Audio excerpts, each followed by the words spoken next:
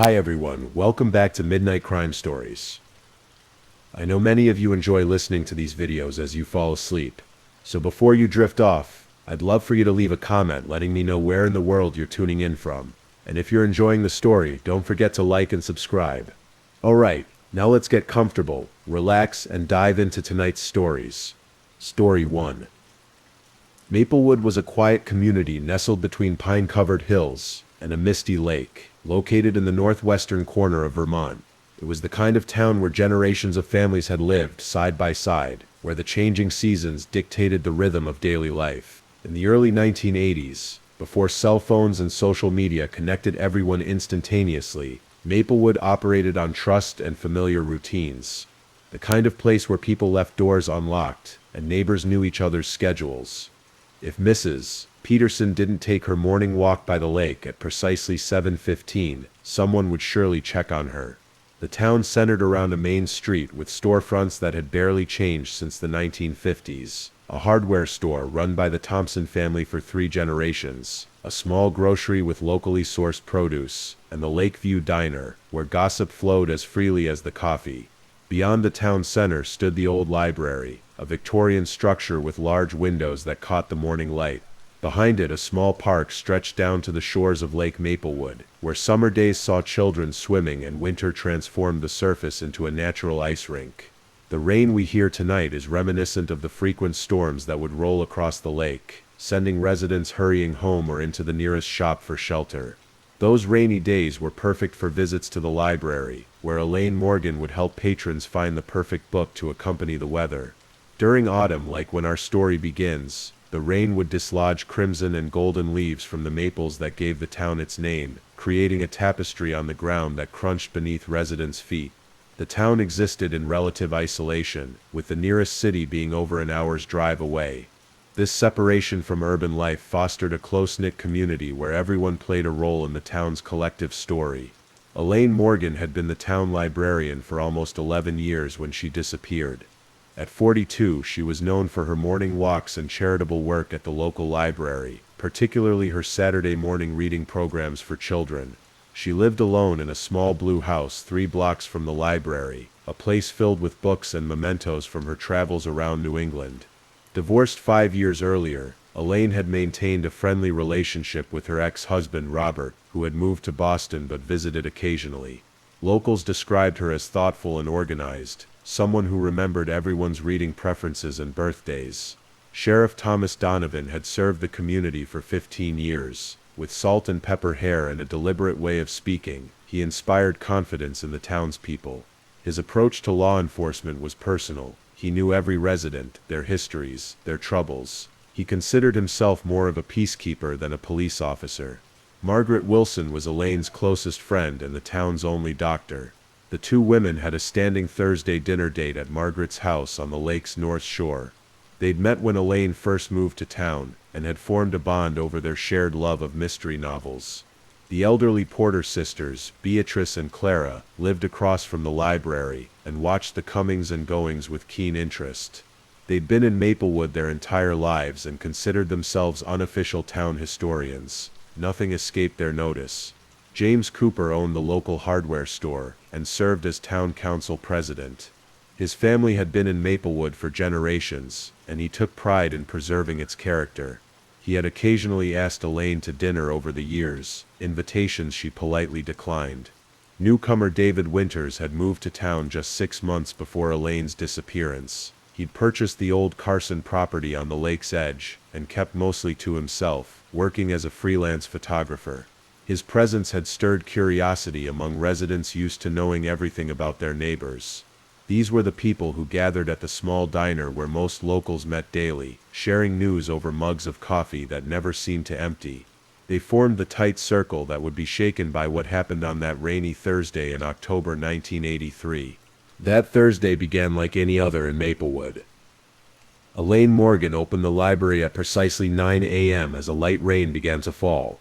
Several patrons recalled seeing her shelving books in the reference section around noon, wearing her characteristic cardigan blue that day, and with reading glasses perched on top of her head.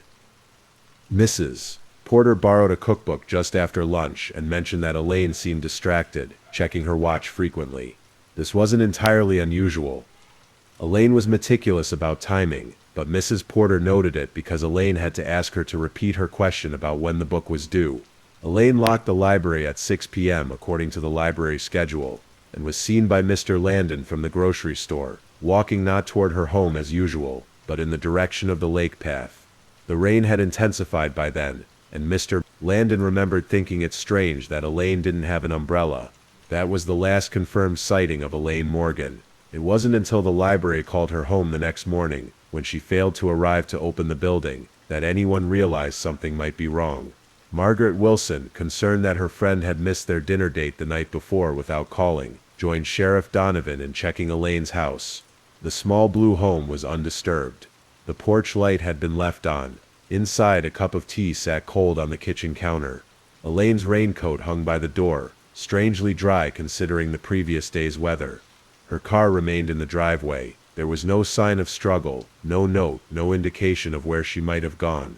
The only unusual detail was a book left open on her bedside table, a volume on local history, marked at a page describing the old boathouse that had once stood on the lake's far shore. Concern spread through Maplewood like ripples on the lake, as word traveled from person to person. By noon, volunteers had gathered at the town hall, ready to search. Sheriff Donovan organized them into groups, assigning areas of the town and surrounding woods to each. Search parties formed as rain, much like tonight's, pattered on their jackets. They combed the lakeside path where Elaine was last seen headed, called her name through the dense trees behind the library, checked abandoned buildings and remote areas where she might have sought shelter if injured. The local newspaper ran a front-page story. Residents hung posters in shop windows. The community access television station interrupted regular programming to broadcast updates and requests for information. By Sunday, 3 days after Elaine's disappearance, state police had joined the search, bringing dogs that tracked her scent from the library to the lake path, where it vanished near the water's edge. This discovery prompted a search of the lake itself, with divers exploring the murky waters near the shore, where Elaine was last headed. They found nothing, no clothing, no personal items, no sign of what might have happened. A week passed. Then two. The intensive search scaled back as hope dimmed. Sheriff Donovan maintained a small team, checking and rechecking areas, interviewing residents, following up on reported sightings from neighboring towns that inevitably led nowhere. The rain continued to fall intermittently that month, washing away what fragile evidence might have remained. 3 weeks into the search, a hiker discovered Elaine's library keycard half buried in mud near an old logging trail on the far side of the lake, nearly 2 miles from where she was last seen. The card was dirty but undamaged, as if it had been dropped rather than exposed to the elements for weeks. Sheriff Donovan expanded the search area, focusing on the dense woods surrounding the trail. Volunteers again came forward, combing the underbrush inch by inch. They found nothing more. No clothing, no handbag, no additional personal items. The discovery of the key card raised questions. Had Elaine gone hiking in the rain? If so, why? And why hadn't she taken her raincoat? Had someone else placed the card there to mislead investigators? Sheriff Donovan began interviewing residents again, looking for any detail that might have been overlooked. He paid particular attention to Elaine's interactions in the days before her disappearance. Library records showed nothing unusual in her work patterns. The last book she had checked out for herself was a volume on native plants of Vermont. Checking through the library's visitor log, Donovan noted that David Winters, the newcomer photographer, had been in the reference section the afternoon Elaine disappeared. When questioned, Winters confirmed this, but said he hadn't spoken with her beyond requesting help finding a book on local landscapes. A mysterious phone call to the library, recorded in Elaine's neat handwriting in the message log, turned out to be from a publisher regarding a collection of local historical photographs Elaine had been helping to compile. Nothing suspicious. Margaret Wilson provided insights into Elaine's state of mind from their recent conversations. Elaine had mentioned feeling watched while walking home the previous week, but had laughed it off as the result of reading too many mystery novels. She had also spoken of possibly taking a trip to visit her sister in New Hampshire, though no specific plans had been made. As months passed, habits changed. Doors were locked. Parents no longer allowed children to play unsupervised by the lake. The community that had once operated on trust now experienced the uneasy feeling of suspicion. People noticed when neighbors acted differently or kept unusual hours. The case received statewide attention for a time. Elaine's ex-husband Robert came from Boston to assist with the search and spoke at a community meeting, describing her as level-headed and unlikely to vanish voluntarily. He stayed for 2 weeks before returning to his life, visibly affected by the lack of answers. With winter came a blanket of snow, covering any remaining evidence. The frozen lake, once a place of winter recreation, remained largely deserted that season. The search officially continued, but with diminishing resources and fading hope of resolution. Whispers and theories continued over coffee at the diner, over grocery store encounters, across fences between neighbors. Some thought Elaine had simply left town to start over elsewhere, though this theory was undermined by her abandoned car and possessions.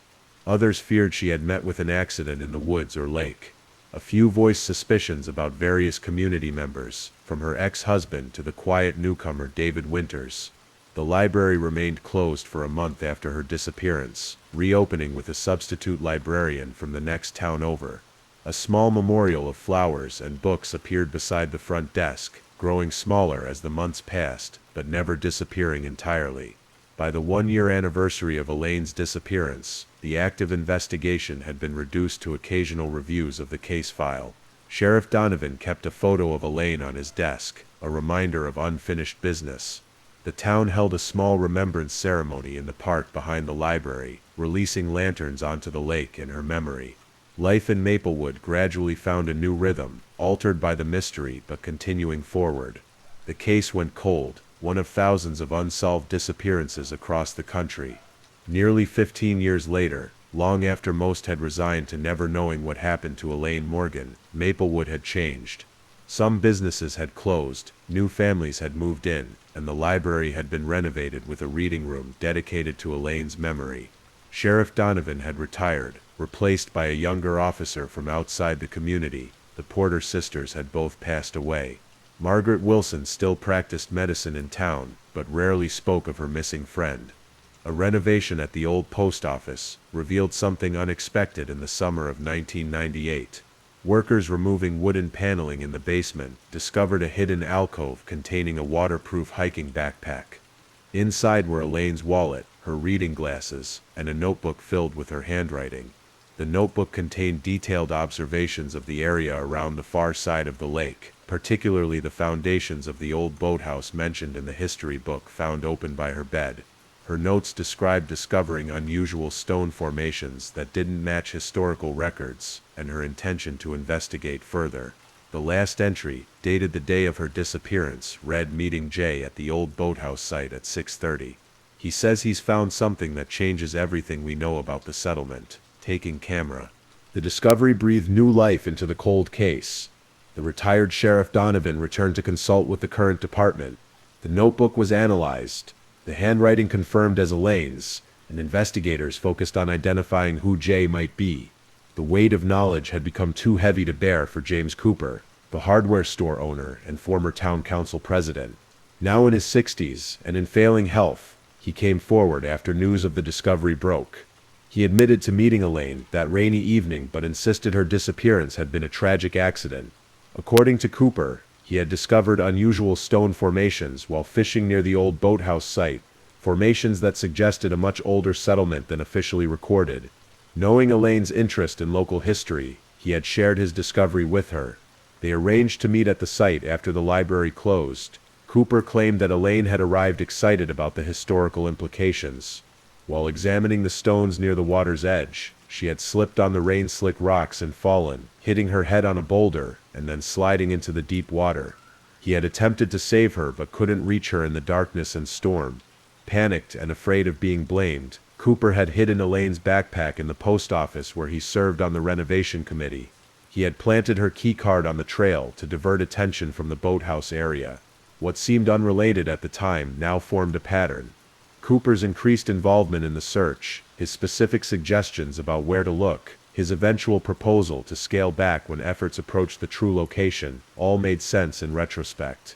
Sheriff Donovan, now retired, recognized the significance immediately when shown Cooper's statement. He recalled Cooper's insistence that the lake had been thoroughly searched when divers had actually focused on the area nearest the town, not the remote boathouse foundation. A search of the lake near the old boathouse foundations finally recovered Elaine's remains, confirming aspects of Cooper's account. The medical examiner determined she had indeed suffered a head injury consistent with a fall onto rocks. The truth had been hidden in plain sight all along, beneath the waters of Lake Maplewood, and in the conscience of a man who had been respected in the community for decades. James Cooper was arrested and charged not with murder, but with obstruction of justice and improper disposal of human remains. Motivated not by malice, but by a tragic misunderstanding and subsequent fear, he had allowed the town to suffer uncertainty for 15 years. The courtroom was silent as the verdict was read, guilty on all counts. Cooper was sentenced to 5 years in prison, his age and health considered in the relatively lenient sentence. He offered a public apology to the community and to Elaine's family, expressing profound remorse for his actions and inactions. For Elaine's sister, the answer brought complicated emotions, relief at finally knowing, anger at the years lost to uncertainty, and grief renewed by the recovery of her sister's remains. She spoke at a community memorial service, thanking the town for never forgetting Elaine, and expressing hope that the resolution would bring peace to all who had been touched by the mystery. The investigation confirmed that Elaine's death had indeed been accidental. The stones she had been examining were later determined by archaeologists to be significant, evidence of a previously undocumented indigenous settlement that predated the town's official history by centuries. Margaret Wilson established a scholarship in Elaine's name for students interested in local history and library science. The reading room in the library expanded to include a small museum featuring the archaeological findings from the lake shore, a bittersweet fulfillment of what would have been Elaine's passion project. Robert, Elaine's ex-husband, attended the memorial service and helped establish the museum, finally finding closure after years of wondering.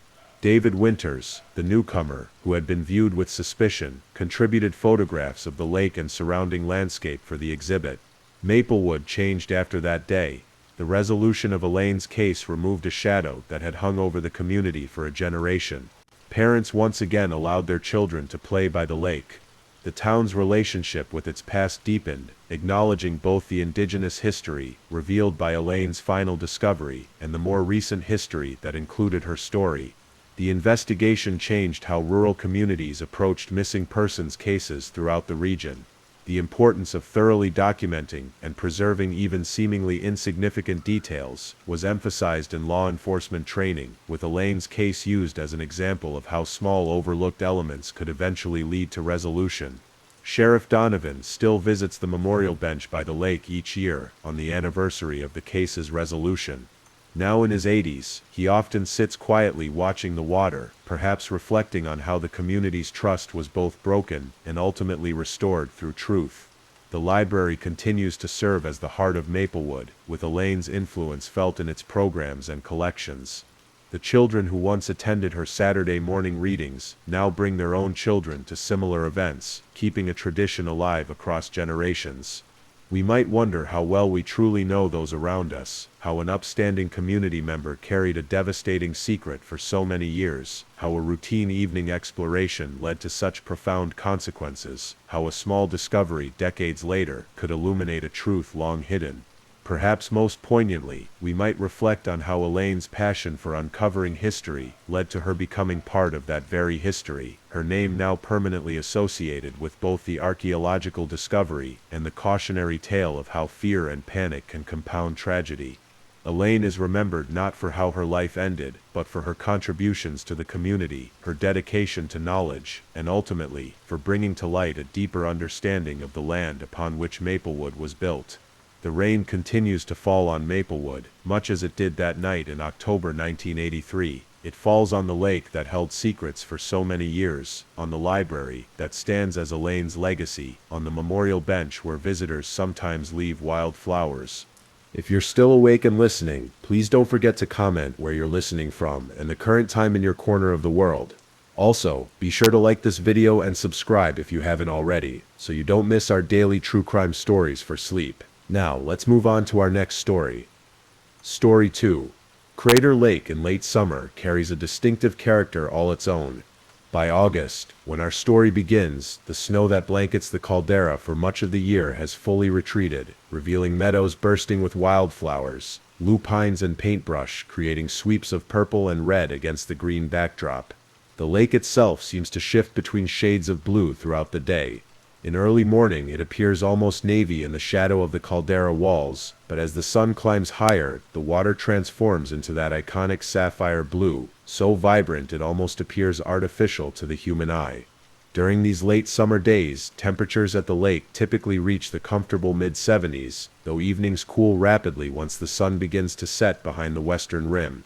The clear mountain air carries the scent of sun-warmed pine and fir, mingling occasionally with the sweet fragrance of wildflowers. When breezes sweep across the higher meadows, wildlife becomes more visible during this season. Black-tailed deer emerge from the forests to graze in open areas during the golden hours of early morning and late afternoon.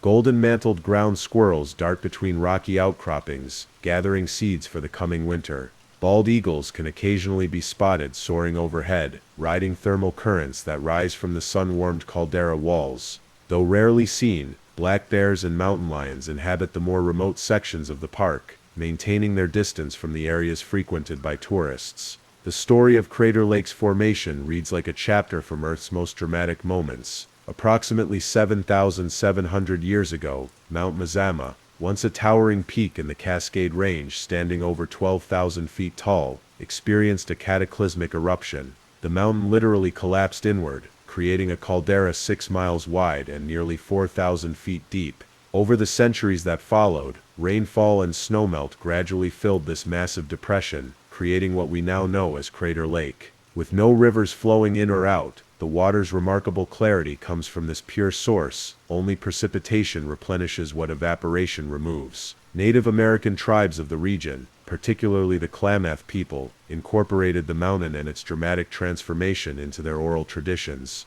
For them, the eruption represented a battle between the chief of the below world and the chief of the above world. These stories have been passed down through generations, maintaining a spiritual connection to this remarkable landscape long before it became a national park in 1902, making it the 5th oldest national park in the United States. It was into this ancient and majestic landscape that Charles Palmer ventured in August 2023. At 36 years old, Palmer had established himself as a respected wildlife photographer, whose work frequently appeared in nature magazines and conservation publications. His specialty lay in capturing animals in their natural habitats, often requiring extraordinary patience and wilderness skill to document intimate moments without disturbing his subjects. Standing 6 feet tall with an athletic build maintained through regular hiking expeditions, Palmer's physical appearance reflected his outdoor lifestyle. Friends described his weathered face as having permanent laugh lines around his eyes, evidence of countless hours squinting into viewfinders under bright skies. With brown hair typically kept somewhat shaggy under a well-worn baseball cap, he cultivated the casual appearance common among professional outdoorsmen.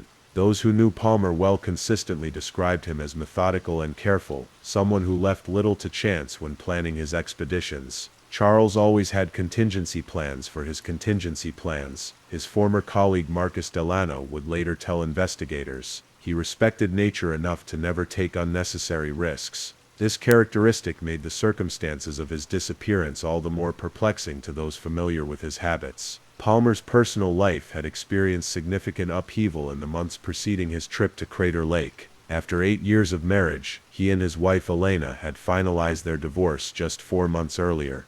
By all accounts, the separation had been amicable if emotionally difficult. Elena had accepted a research position at a university in Germany, and neither wanted to attempt a long-distance relationship. Friends noted that while Palmer had seemed melancholy in the aftermath, he had thrown himself into his work with renewed focus, booking back-to-back photography assignments that kept him in the field for weeks at a time.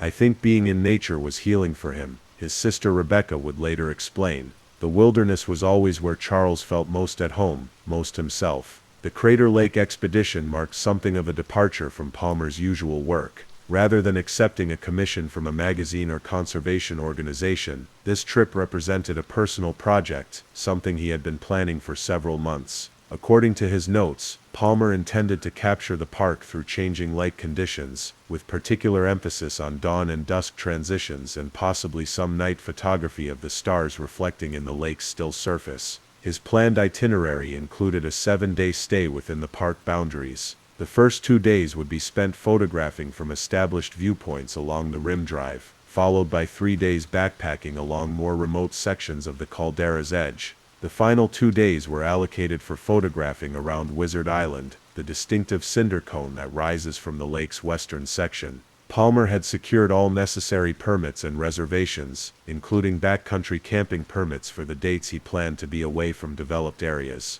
He had logged his intended routes with park officials, another example of his characteristic thoroughness. The equipment Palmer brought with him reflected both his professional needs and his experience with wilderness travel. His photography gear included 2 professional-grade camera bodies, 4 specialized lenses ranging from ultra-wide angle to telephoto zoom, a carbon fiber tripod, numerous batteries, memory cards and a solar charging system. His camping equipment was high quality but minimalist: a lightweight tent, sleeping bag rated for temperatures well below those expected, a compact stove system, water purification tools, and enough freeze-dried meals to last 10 days, providing a comfortable margin beyond his planned 7-day stay.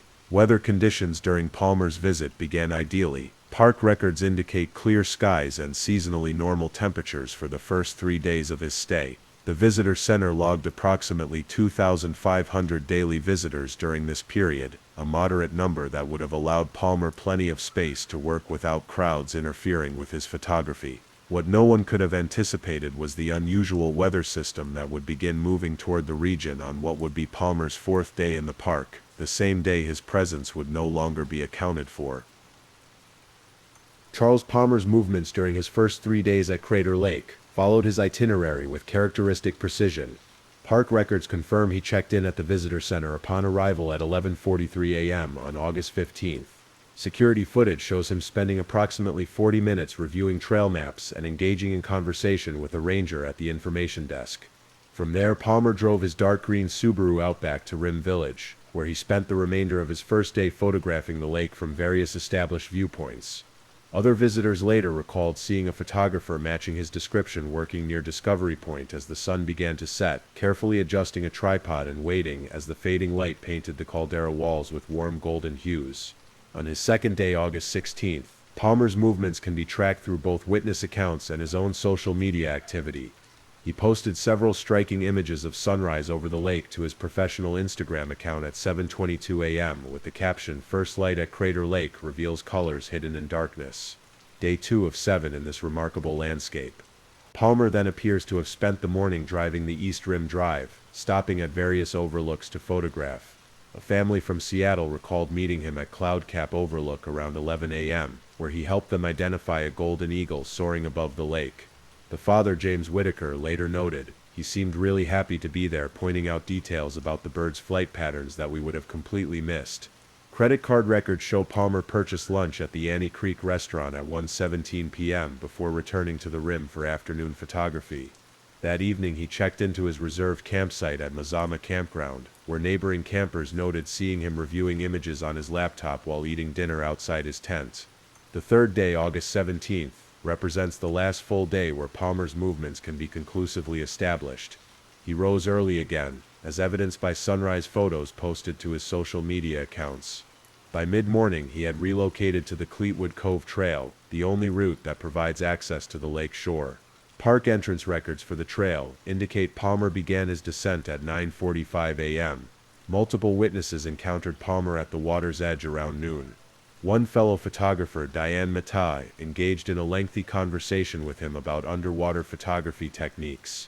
According to Matai's later statement, Palmer mentioned plans to capture images of the unique bacterial mats that grow along certain sections of the lake bottom near the shore, organisms that contribute to the water's exceptional clarity. He seemed particularly interested in documenting aspects of the lake that most visitors never notice, Matai recalled. Not just the postcard views that everyone takes, but the smaller ecological details that make this place truly unique. Palmer returned to the rim by late afternoon and spent several hours photographing from Watchman Overlook on the West Rim, where the light on Wizard Island becomes particularly striking as the sun begins to set. The last confirmed sighting on this day comes from a park volunteer, who noticed Palmer capturing sunset images from this location until approximately 8:30 p.m. August 18th marks the beginning of uncertainty regarding Palmer's movements. According to his filed itinerary, this was the day he planned to begin his 3-day backcountry segment, heading north along the rim from Watchman Overlook toward more remote sections of the Caldera Edge. His permit authorized camping in designated backcountry zones, though specific campsites are not assigned within these areas. What we know with certainty is that at 10:17 a.m., Palmer sent a text message to his sister Rebecca, the message which would later become a central focus of the investigation read, "Heading out on the North Rim Trail now. Weather's perfect, spotted something unusual in the early light today, hoping to get a better look. Might be the shot I've been waiting for. We'll check in tomorrow when I get signal again." This would be the last communication anyone would receive from Charles Palmer.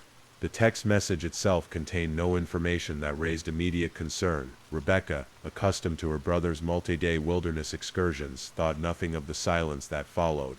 Palmer had specifically mentioned he would be out of signal range, and his check-in tomorrow suggested only that he might find a viewpoint with reception sometime the following day. It wasn't until 3 days later, on August 21st, that the first hint of trouble emerged. According to park protocol, rangers routinely check parking areas for vehicles that have remained stationary for extended periods, particularly when they're parked in day-use areas rather than campgrounds. Ranger Eliza Morales noticed Palmer's green Subaru in the Watchman Overlook parking area during her morning patrol. A quick check of the vehicle registration through dispatch, combined with verification that the vehicle had been in the same location for at least 72 hours, prompted her to reference Palmer's backcountry permit. The permit indicated he should have returned to his vehicle by that point. Ranger Morales later stated in her official report, while a one-day delay wouldn't necessarily trigger concern with an experienced backcountry visitor, the extended period warranted at least a wellness check. Morales first checked with the campground where Palmer had stayed previously, confirming he had not returned there. She then verified that he had not checked into any of the park's lodges. With these routine possibilities eliminated, she initiated a more formal inquiry, beginning with a visit to the backcountry campsite. Palmer had reserved for what should have been his final night in the remote area. Accompanied by fellow ranger Kevin Takahashi, Morales hiked to the designated backcountry zone. There they discovered what appeared to be Palmer's campsite, a small clearing approximately half a mile from the rim trail. The site contained his tent, sleeping bag, and most of his personal belongings, all arranged in Palmer's characteristically organized manner. What struck us immediately was that the site appeared completely normal, Ranger Takahashi recalled. The tent was properly secured, gear was organized. It looked like someone who had set up camp and then left for a day hike with plans to return. The ranger's careful inventory of the site revealed several significant details. Palmer's backpack was present, containing his wallet, park permit, extra clothing, and cooking equipment. His laptop was securely stored in a waterproof case inside the tent. Missing, however, were his primary camera, his favorite wide-angle lens, his tripod, a water bottle, and a small day pack he typically used for shorter excursions. It had all the appearances of someone who intended to return within hours, Ranger Morales noted. Even his freeze-dried dinner was sitting out on the picnic table, apparently ready to be prepared upon his return. This discovery transformed what had been a routine check into the beginning of a search operation. The Rangers immediately documented and secured the campsite, then returned to headquarters to organize a formal search and rescue response. Meanwhile, the weather that had been so perfect during Palmer's first days in the park was undergoing a dramatic shift. An unseasonable cold front was moving into the region, bringing with it dropping temperatures and increasing cloud cover. By the time Rangers began organizing the initial search party late on August 21st, the clear blue skies that had defined the previous week had been replaced by a ceiling of gray clouds, and the temperature had dropped nearly 20 degrees. The change in weather significantly complicated our efforts. Search and rescue coordinator Denise Willis would later explain. Not only did the clouds reduce visibility for our teams and air support, But the dropping temperatures raised immediate concerns about hypothermia, if Palmer was injured or otherwise unable to return to his camp. By early morning on August 22nd, the first formal search party had assembled. The team consisted of 6 experienced park rangers supplemented by 4 members of the local search and rescue volunteer organization. Operating under standard protocol, they began by thoroughly examining a 1-mile radius around Palmer's campsite, paying particular attention to the rugged terrain closer to the caldera rim where falls or injuries were most likely. The methodology employed reflected both the urgency of the situation and the challenging nature of the landscape. Teams of 2 separated to cover more ground while maintaining communication via radio. Each team followed search patterns designed to systematically examine designated grid sections, calling Palmer's name at regular intervals and listening for any response. A park helicopter was requested to provide aerial support, though the increasingly cloudy conditions would limit its effectiveness. As the search expanded beyond the immediate area of Palmer's camp, the teams began discovering the first clues that would shape the investigation in unexpected ways. And as the rain now falling outside your window reminds us of nature's constancy, so too did the precipitation that began falling on those searchers, the first drops of what would become a significant complication in the effort to understand what had happened to Charles Palmer in the wild and beautiful solitude of Crater Lake National Park. Search and rescue operations within national parks follow carefully developed protocols, refined through decades of experience. When someone goes missing in these vast wilderness areas, the response unfolds through a series of increasingly comprehensive phases. Initial efforts focus on high-probability areas, places where lost hikers most commonly turn up, such as along established trails, at scenic viewpoints, or near water sources. As these areas are cleared, the search gradually expands outward, incorporating more resources and specialized techniques. At Crater Lake, the morning after Palmer's campsite discovery, Search and Rescue Coordinator Denise Willis established a formal incident command post at park headquarters. From this central hub, she coordinated what would quickly grow into one of the park's largest search operations of the decade. Large topographical maps of the North Rim were spread across tables, with transparent overlays used to mark searched areas, potential clues, and planned routes for the day's teams. In wilderness search operations, information management becomes almost as crucial as the physical search itself. Willis explained to Palmer's increasingly concerned family members when they arrived. We systematically eliminate areas, track every detail discovered, and constantly reassess our strategy based on new information. By the second day of the search, the operation had expanded considerably. The initial team of 10 had grown to include 27 searchers, a mix of Park Service personnel, county sheriff's deputies, and trained volunteer search and rescue teams from 3 surrounding counties. Each morning, these teams gathered at the command post for a detailed briefing before dispersing into the field with specific search assignments. The volunteer contingent brought valuable local knowledge and specialized skills.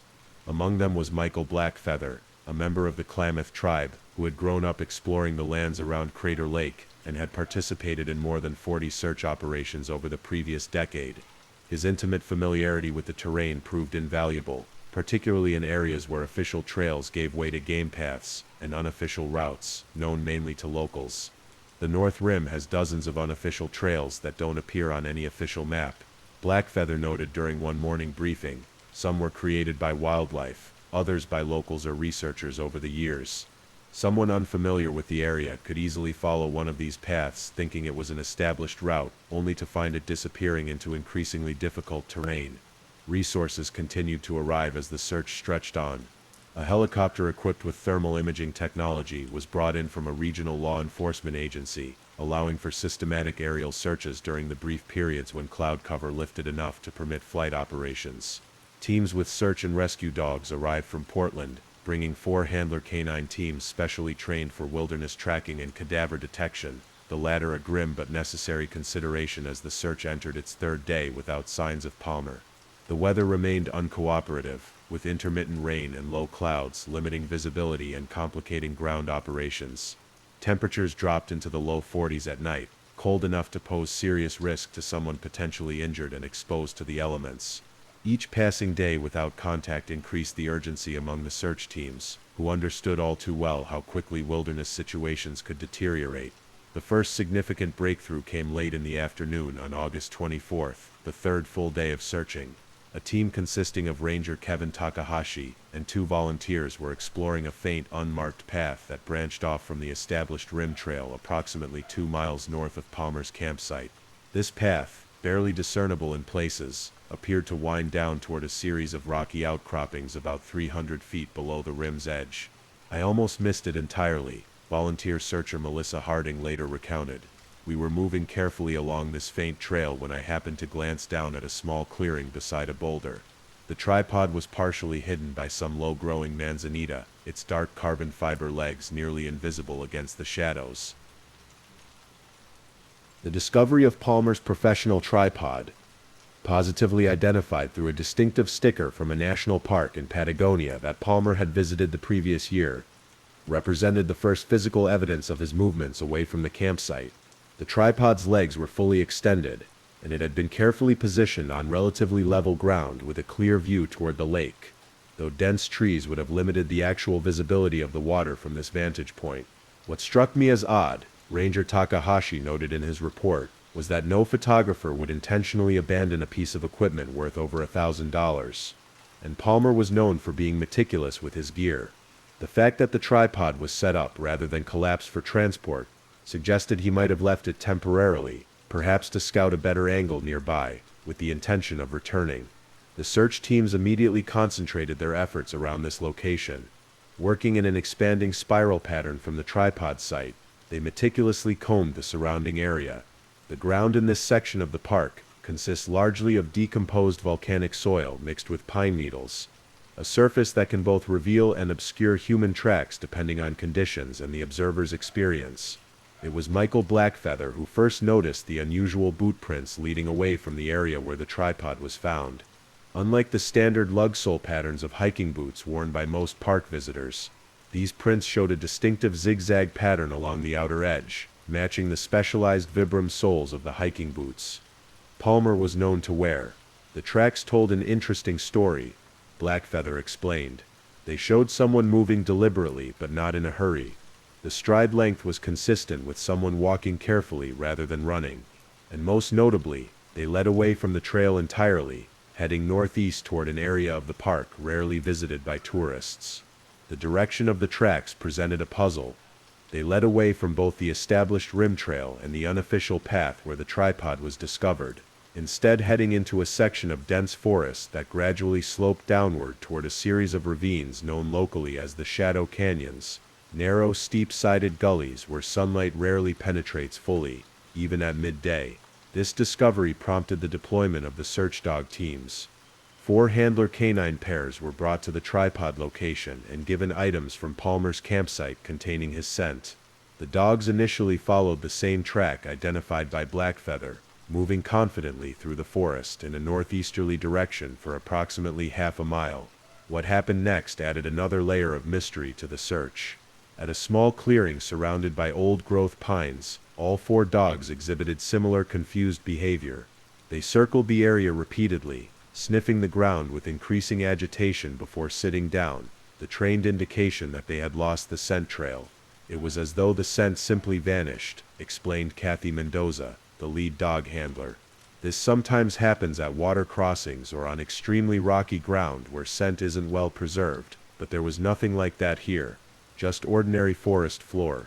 In my 15 years working with search dogs, I've rarely seen all dogs lose a trail so completely at the same location."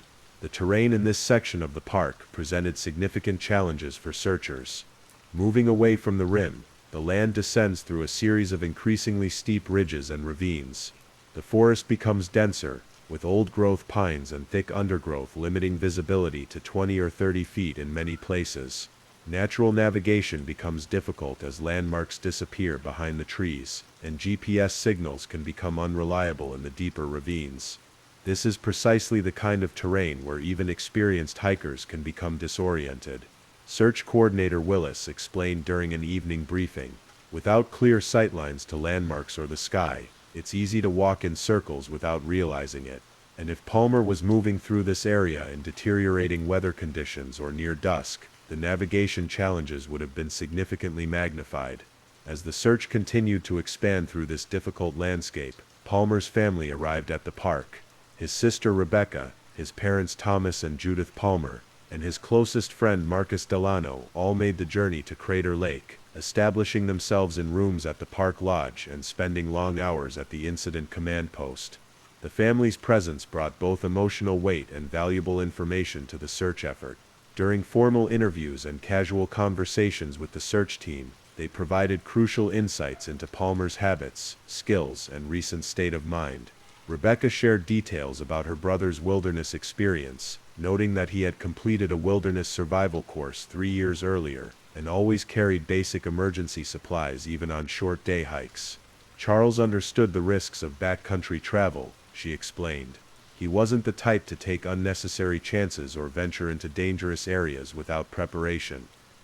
His parents described their son's methodical approach to photography. Charles would often spend hours researching a location before ever taking out his camera, his father explained. He maintained detailed notes about lighting conditions, seasonal changes, and wildlife patterns. If he ventured off trail, it would have been for a specific photographic purpose, not random exploration. Perhaps most significantly, his friend Marcus Delano mentioned Palmer's recent interest in capturing unusual atmospheric conditions. In the months since his divorce, Charles had become almost obsessed with photographing rare light phenomena. He'd been researching everything from alpenglow to sun pillars, to something called green flashes events. He told me his Crater Lake trip was partially motivated by reports of unusual light patterns, sometimes visible over the water at dawn. This information prompted the search teams to re-examine Palmer's last text message about something unusual in the early light with renewed interest. Was he pursuing some rare atmospheric phenomenon when he ventured off the established trail? And if so, how far would he have been willing to go to capture the perfect image? As the 4th day of searching drew to a close, the teams returned to headquarters with more questions than answers.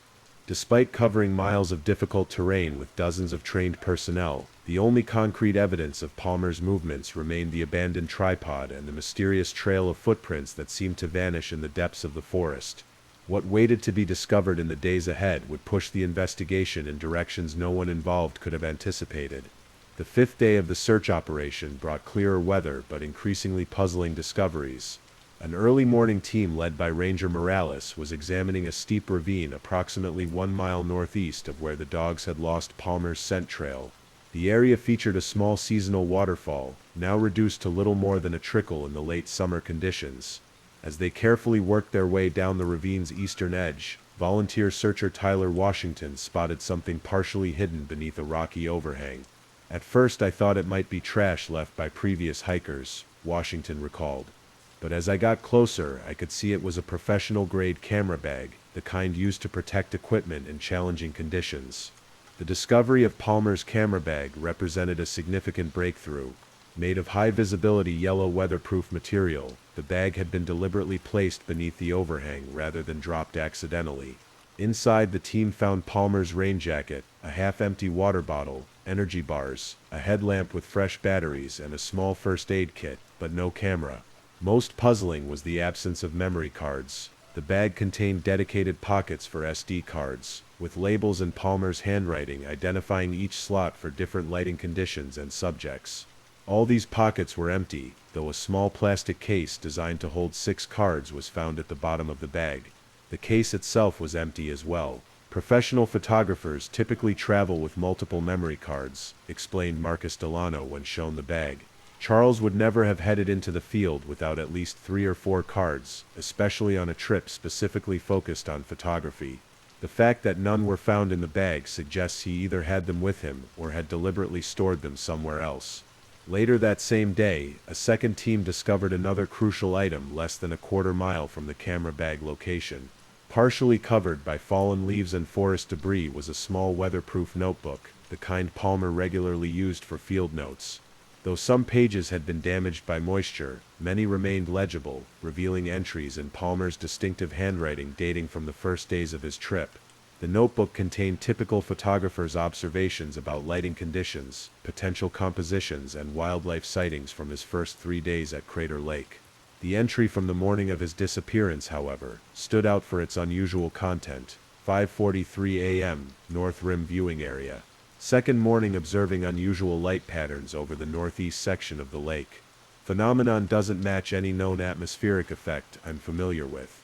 Lights appear to move independently of wind or cloud patterns. Yellow-green coloration with occasional blue pulses, too consistent for lens flare or equipment issues. Possibly bioluminescent material in water. Planning to relocate to lower elevation viewing point for better angle tomorrow morning. Note phenomenon only visible pre-dawn, disappears completely with direct sunlight.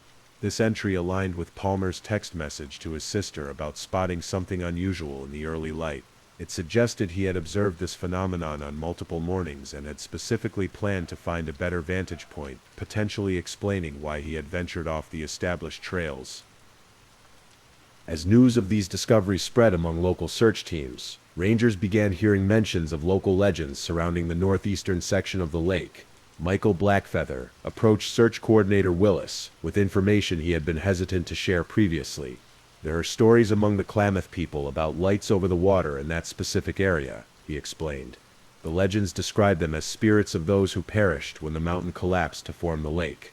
Most dismiss these as traditional stories or attribute sightings to natural phenomena, like methane releases or phosphorescent organisms. But the stories have persisted for generations, always focused on that particular section of the lake. Park historian Margaret Chen confirmed that similar accounts appeared occasionally in park records dating back decades. We receive several reports each year from visitors claiming to have seen unusual lights over the northeastern waters, particularly in the pre-dawn hours, she noted. The official position has always been that these represent either meteorological phenomena or misidentification of conventional objects like boat lights or reflections. But the consistency of the reports from that specific area is certainly intriguing. These local legends took on new significance when considered alongside another discovery. During routine evidence processing, forensic technicians examining Palmer's laptop found numerous recent searches related to bioluminescence, atmospheric anomalies, and specifically crater lake light phenomena. His browser history revealed he had visited several obscure forums where amateur photographers exchanged information about capturing rare natural events, including several threads specifically discussing unusual sightings at Crater Lake. As the investigation continued, Palmer's ex-wife Elena was contacted at her research position in Germany.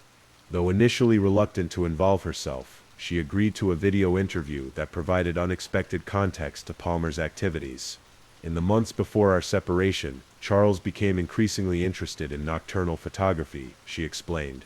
It started as a professional challenge, capturing wildlife and landscapes in extremely low light conditions. But it evolved into something more like an obsession with documenting phenomena that exist at the edge of human perception.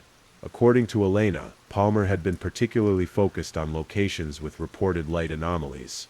He had traveled to Marfa, Texas to photograph the famous ghost lights, and spent 3 weeks in Norway capturing auroral displays. He mentioned Crater Lake several times, she added. Something about historical reports of unusual light patterns that didn't match known atmospheric phenomena. He was convinced there was something unique about the lake that hadn't been properly documented. This information painted a clearer picture of Palmer's possible motivations, but didn't explain his disappearance or the scattered trail of equipment. The investigation took another unexpected turn on the 6th day, when a search team discovered signs of an unauthorized campsite approximately half a mile from where Palmer's camera bag had been found. Unlike Palmer's meticulously organized official campsite, this location showed evidence of someone camping with minimal equipment, a small area cleared of debris, where a tarp or small tent had been placed, a rudimentary fire ring containing ashes from multiple fires, and a cache of empty food packaging carefully stored in a sealed plastic container to prevent wildlife attraction. Whoever created this camp was experienced in low-impact wilderness techniques, noted Ranger Takahashi. They deliberately selected a site that would be difficult to spot from any trail, used existing fallen wood for their fires rather than breaking branches, and properly stored their trash. This wasn't casual campers or partying teenagers. This was someone who knew how to remain undetected in the backcountry. Park records confirmed no permits had been issued for camping in this area during the relevant time frame. The age of the site was difficult to determine precisely, but the condition of the ashes and some partially deteriorated food packaging suggested it had been used repeatedly over a period of at least several weeks. Most intriguing was a small rock cairn, a stack of 7 stones carefully balanced at the edge of the clearing. When the top stone was removed, searchers discovered a small waterproof container buried in the soil beneath. The container was empty, but its presence suggested it had been used as a drop box of some kind, a place to leave or retrieve items without carrying them continuously. The unauthorized campsite raised the possibility that Palmer had not been alone in that section of the park. Could he have encountered another person during his exploration of the area? If so, who were they, and why were they camping without permits in one of the more remote sections of the park? Evidence technicians carefully examined the site, collecting soil samples, fingerprints from the plastic food container, and measurements of boot prints found in the softer soil near the fire ring. Initial analysis indicated the prints came from at least 2 different individuals based on size and tread pattern. One set potentially matching Palmer's distinctive Vibram soles, the other from a smaller boot with a different pattern. When cross-referenced with park entrance records, investigators found no registered visitors whose known footwear matched the second set of prints. This suggested either someone who had entered the park without passing through official entrances, or an individual who had been in the backcountry for an extended period without registering their presence. We occasionally deal with so-called long-term wilderness occupants in the more remote sections of the park system, explained Ranger Willis. Individuals who essentially live off the grid in protected lands, moving their campsites periodically to avoid detection. Most are harmless, people seeking solitude or spiritual connection with nature, but their presence is still unauthorized and can complicate search and rescue operations when other visitors go missing. The possibility that Palmer had encountered such an individual added yet another dimension to the already complex investigation. Had he stumbled upon the unauthorized camp while pursuing his mysterious light phenomena? Had there been a confrontation, or perhaps a collaboration? The scattered nature of his equipment, the tripod in one location, camera bag in another, suggested movement across a considerable area, potentially over multiple days. As the search operation entered its second week, the accumulating evidence painted a picture of a mystery far more complex than a simple hiking accident. Palmer had ventured into remote terrain deliberately, apparently pursuing unusual light phenomena he had observed over the northeastern section of the lake.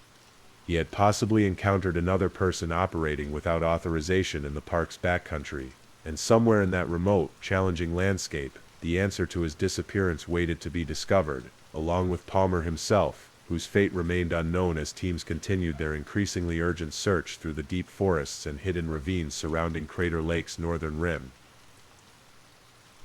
As the search for Charles Palmer entered its 10th day, a subtle but significant shift occurred in the nature of the operation.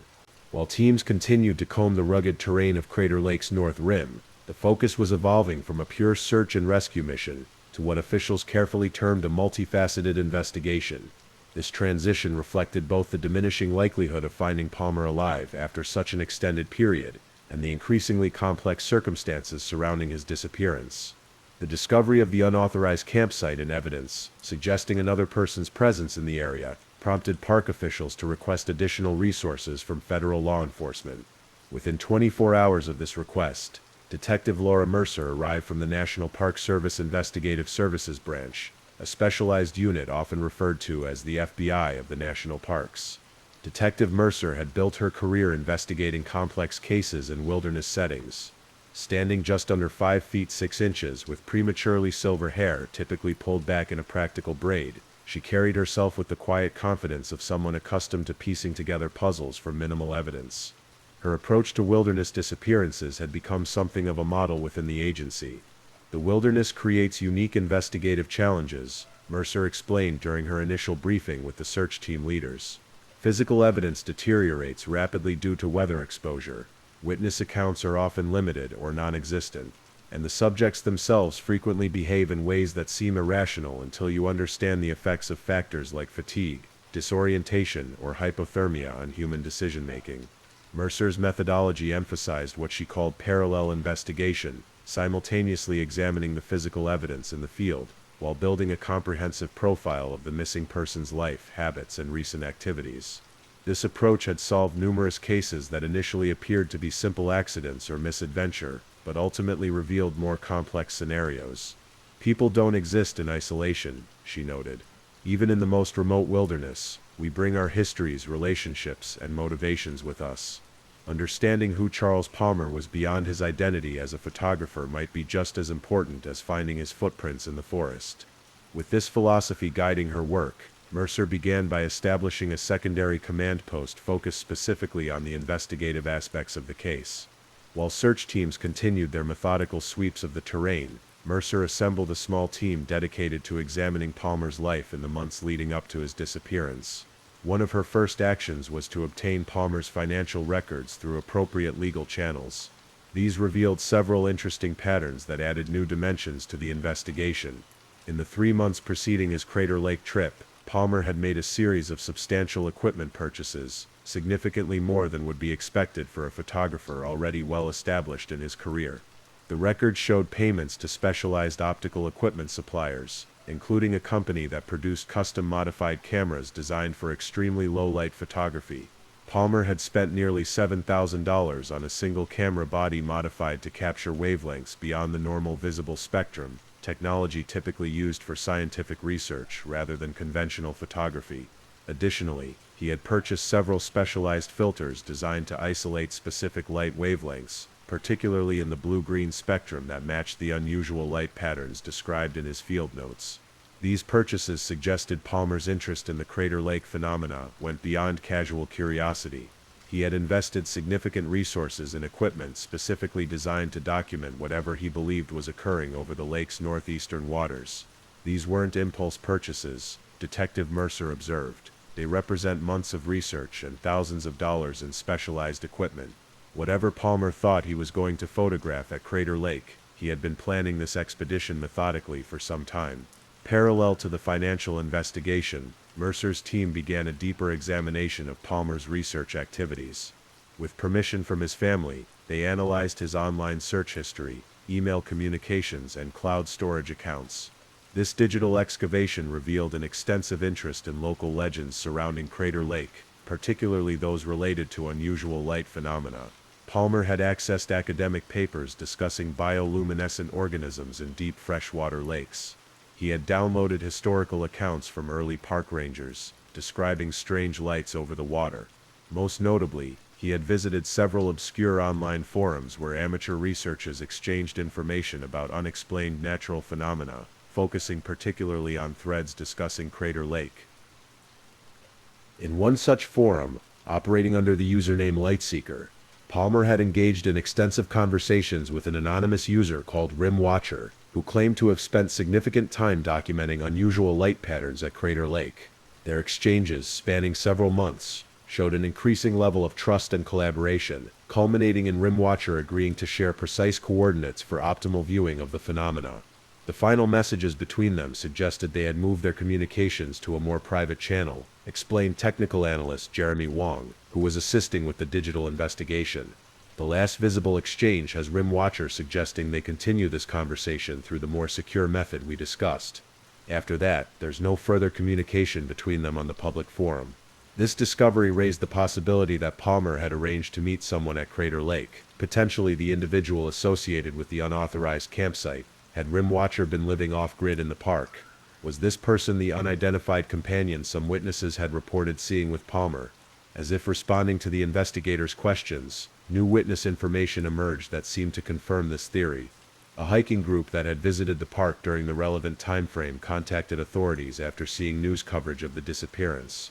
During their interview, they described encountering a photographer matching Palmer's description on the morning of August 18th, the day he sent his final text message. "We were on the North Rim Trail around sunrise," explained Sophia Lawson, a member of the hiking group. "We noticed this photographer because he had such professional-looking equipment. He was talking with another person, a shorter individual wearing a hooded rain jacket despite the clear weather. They seemed to be having an intense conversation while looking out over the lake.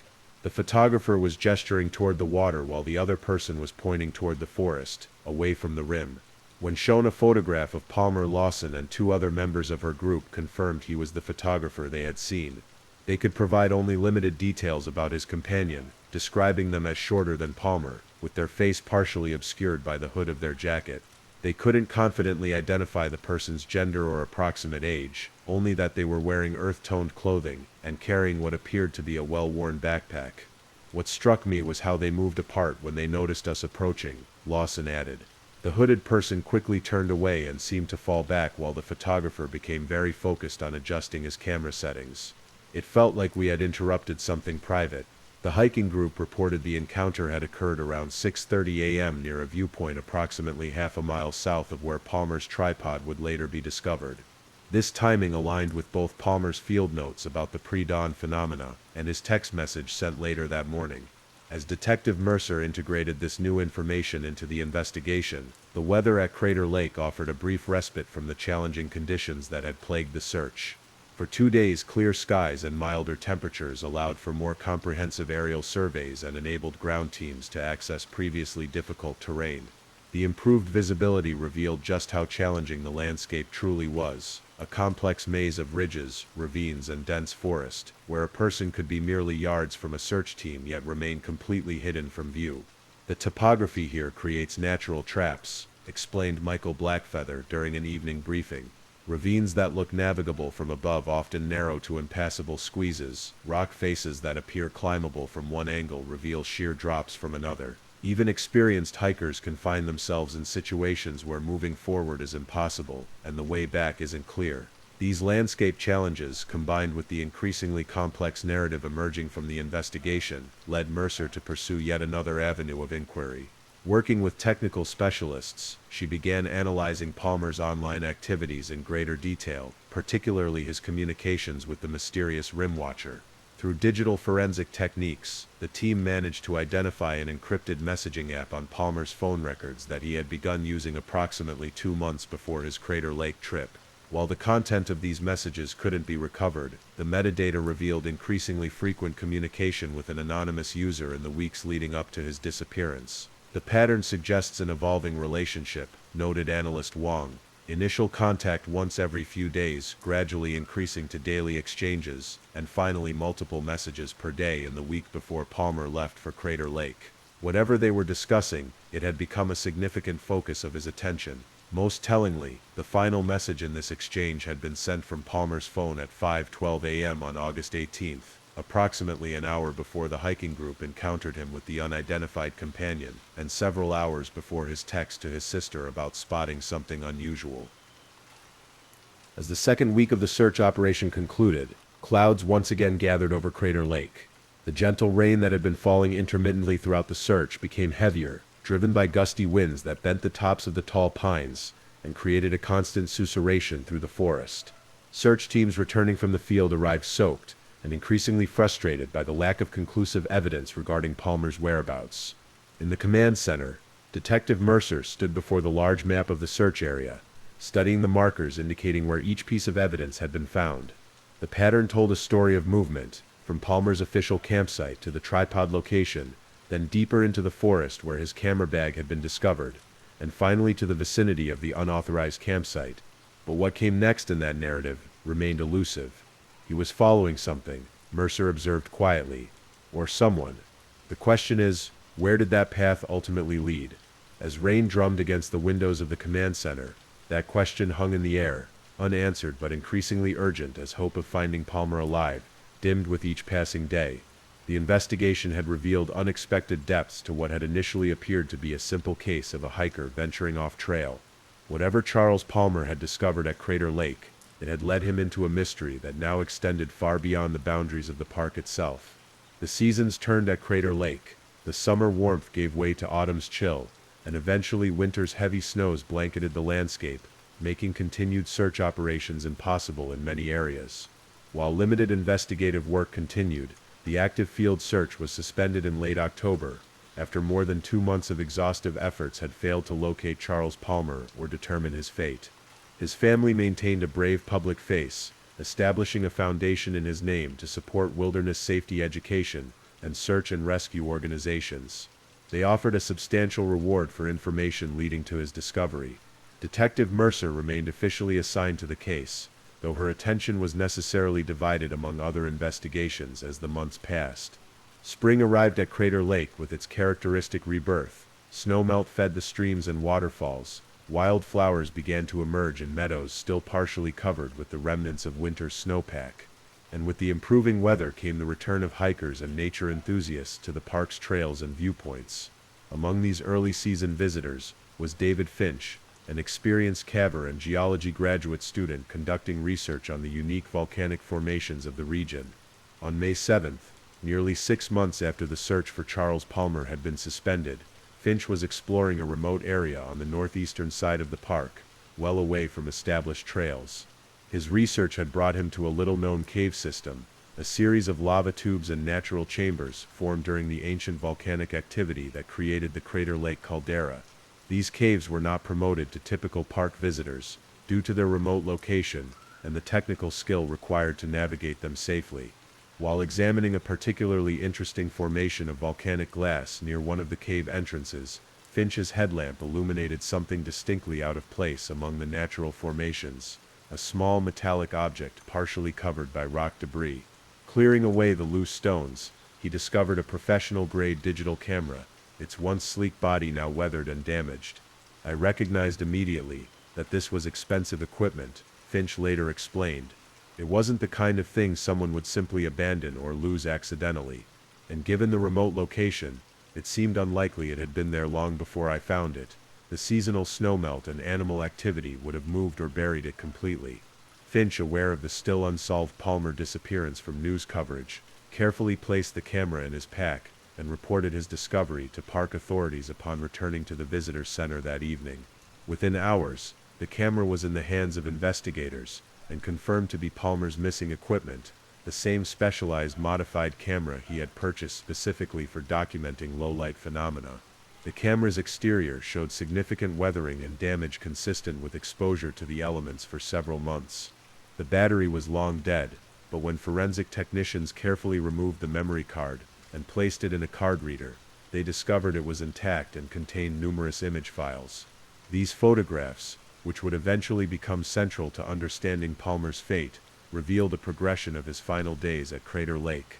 The earliest images matched what would be expected from a professional nature photographer: stunning landscapes, detailed close-ups of unique geological features, artistic compositions of light and shadow playing across the lake's surface.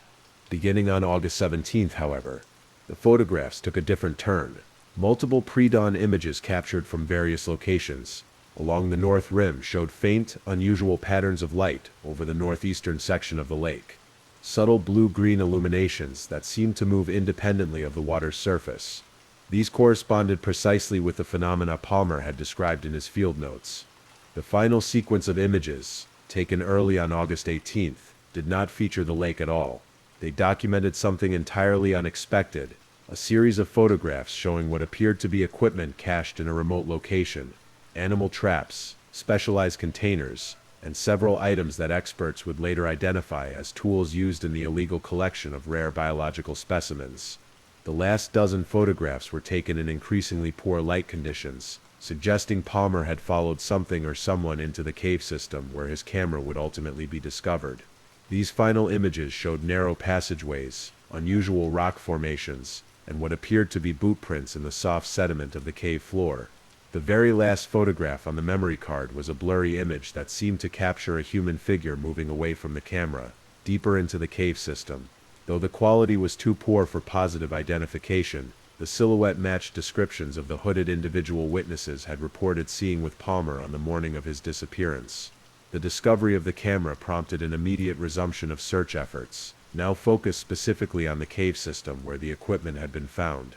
Using Finch's precise coordinates and his expertise as a caver, a specialized team was assembled to explore the extensive network of underground passages. On the third day of this renewed search, in a chamber approximately 800 feet from the cave entrance and nearly 70 feet below the surface, they discovered human remains. Dental records would soon confirm what Palmer's family had both feared and suspected for months. They had found Charles Palmer. The position and condition of the remains told a story of Palmer's final days. He appeared to have fallen from an upper level of the cave system, suffering significant injuries including a broken leg and hip. Despite these injuries, evidence suggested he had survived for several days following the fall. He had created a small camp around himself, using his backpack as a pillow and apparently rationing the limited water and food he carried.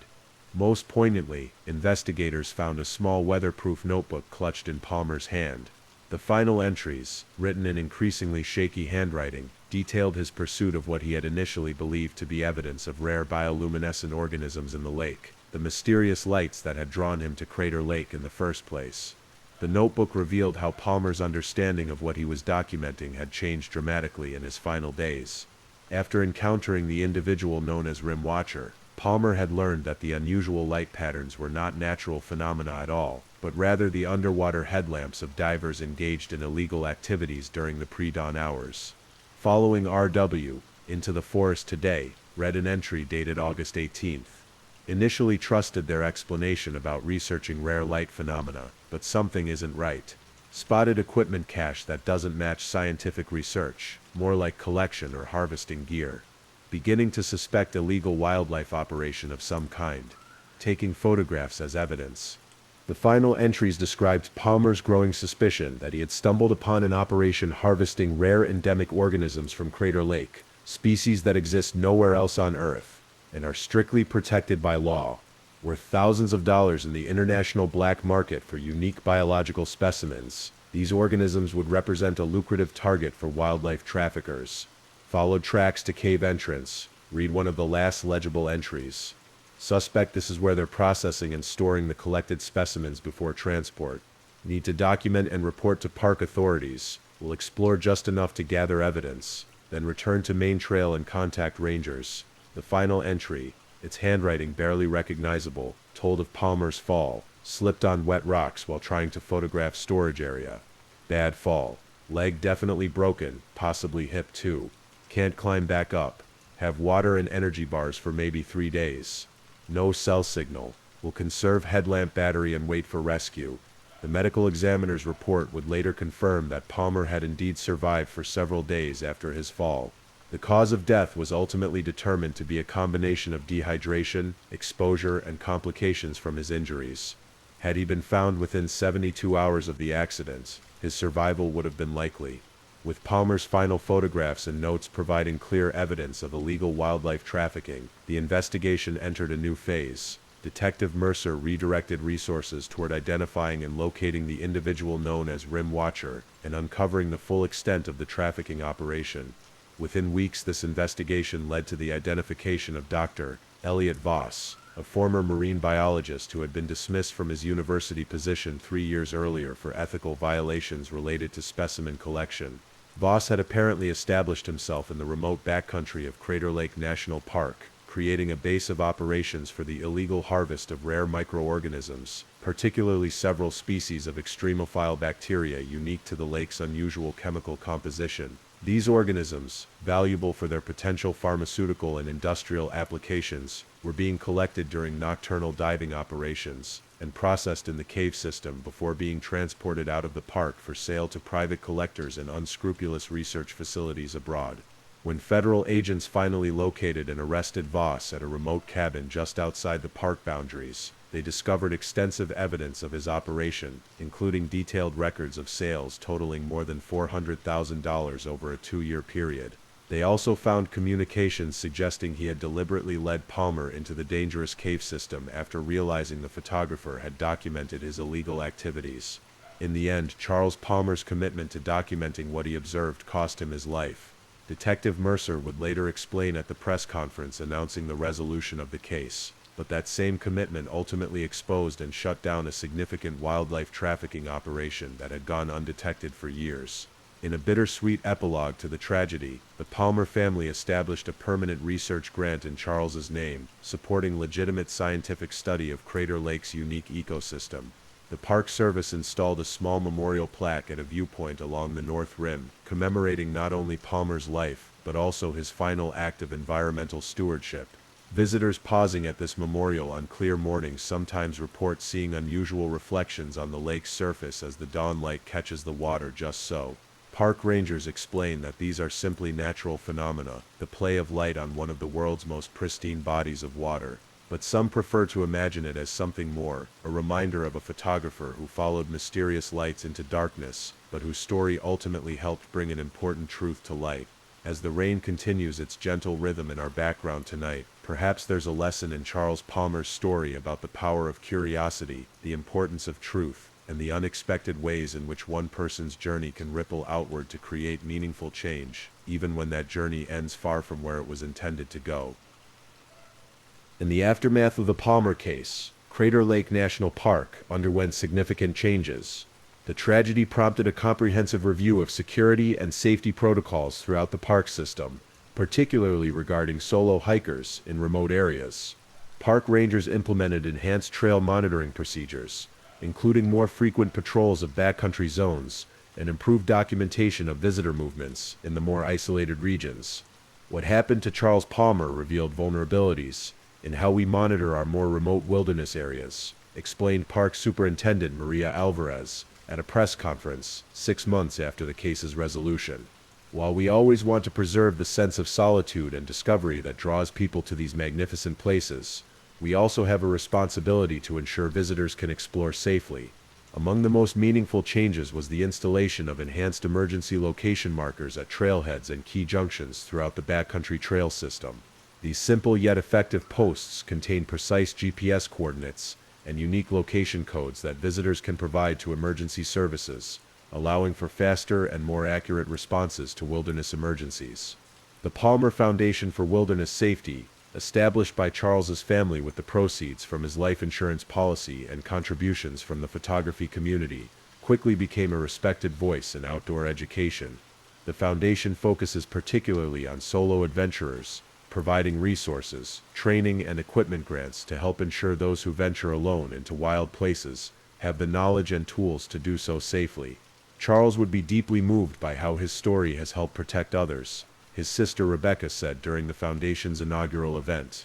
He always believed that experiencing solitude in nature was transformative, but he also understood that preparation and respect for the wilderness were essential companions to that solitude.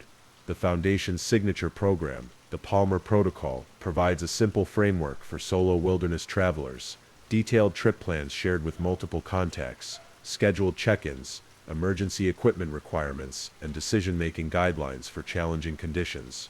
Parks across the country now distribute Palmer Protocol materials at visitor centers and ranger stations, and outdoor education programs have incorporated its principles into their wilderness training curricula. Beyond these practical impacts, the Palmer case prompted deeper reflections about our relationship with wild places. The dual nature of wilderness, its capacity to both heal and hide, became a central theme in discussions about park management and visitor experiences. The same solitude that draws people seeking spiritual renewal and personal growth can also conceal dangers and occasionally wrongdoing. The paradox of places like Crater Lake is that their very remoteness creates both their value and their vulnerability, wrote environmental philosopher Diana Kruger in an essay reflecting on the case. We seek these landscapes precisely because they exist beyond the reaches of our hyper-connected world, yet that same isolation can transform a minor mishap into a life-threatening emergency or shield nefarious activities from supervision. For the rangers and search team members who had spent weeks looking for Palmer, the resolution brought a complex mixture of emotions. The confirmation of his death was heartbreaking, yet the knowledge that his documentation had exposed and stopped an environmental crime offered some meaning amid the tragedy. In my 23 years with the Park Service, the Palmer case affected me more deeply than any other, admitted Ranger Eliza Morales during an interview for the Foundation's educational materials. There's something particularly poignant about someone who lost their life while trying to protect the very place they loved. His final acts were those of stewardship, even as he must have known his situation was becoming desperate. The successful prosecution of Dr. Elliot Voss and 3 accomplices provided a measure of justice for the Palmer family. All received substantial prison sentences for environmental crimes, wildlife trafficking, and in Voss's case, criminal negligence resulting in death. The court ordered restitution payments that helped fund research into protecting Crater Lake's unique ecosystem, particularly the rare microorganisms that had been the target of the illegal harvesting operation. Perhaps most importantly, Palmer's photographs, recovered from his camera's memory card, did more than just solve a crime. The images of Crater Lake that he captured in his final days have been exhibited in museums and galleries across the country, allowing thousands to experience the beauty he saw through his lens. The exhibition, simply titled Final Light, Charles Palmer's Crater Lake, concludes with educational materials about wilderness safety and environmental protection. In the years since Palmer's disappearance, visitors to Crater Lake's North Rim sometimes pause at his memorial plaque, gazing out over the impossibly blue waters that captured his imagination. Rangers note that wildflowers seem particularly abundant around the simple stone marker, as though nature itself acknowledges the presence of someone who sought to understand and protect its mysteries. For those who venture into wild places seeking solitude and beauty, the Palmer story serves as both a caution and an inspiration, a reminder that the natural world offers profound experiences to those who approach it with reverence and preparation, but also demands respect for its power and unpredictability. As we conclude this story tonight, perhaps you'll carry a piece of Charles Palmer's journey with you. Not just his tragic end, but his curiosity, his passion for documenting the world's beauty, and his commitment to environmental stewardship. Though he never returned from his final expedition, his impact continues to ripple outward through improved safety protocols, enhanced environmental protections, and the countless wilderness adventurers who now travel a little more wisely because of what we learned from his experience. The rain outside your window continues its gentle rhythm, much as it falls even now on the forest surrounding Crater Lake. In that distant wilderness, new life flourishes in the spaces between ancient trees. Rare organisms continue their quiet existence in the lake's pristine waters, and the cycle of nature continues its eternal progression, observed and protected a little more carefully, because one photographer ventured into the wild in search of unusual lights, and found an important truth that needed to be revealed. Rest easy tonight, knowing that through the efforts of dedicated investigators, park rangers, and Palmer's own final documentation, justice was served and a precious natural resource was protected. As you drift towards sleep, may you find the same peace that can be found at the shores of Crater Lake on a still morning, when the water's surface reflects the sky so perfectly that the boundaries between them seem to disappear.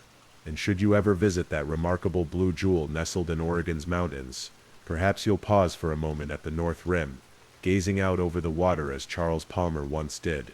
In that moment of connection across time, you might feel a deeper appreciation for both the beauty he sought to capture and the quiet courage of his final days.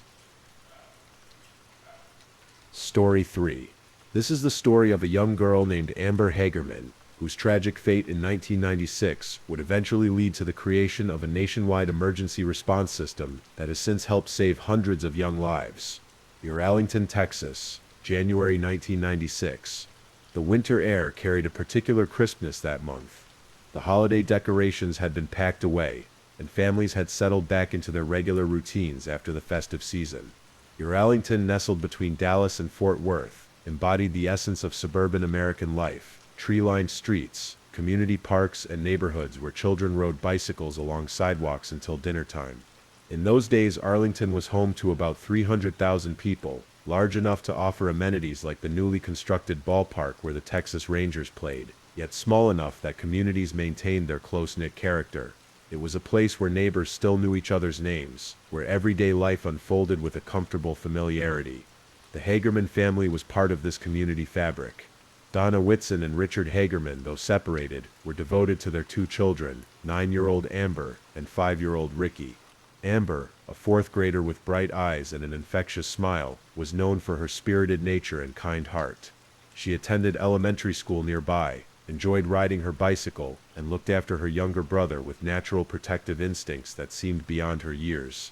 The winter days were short, with darkness falling by early evening, but the afternoons still provided enough daylight for children to play outdoors after school.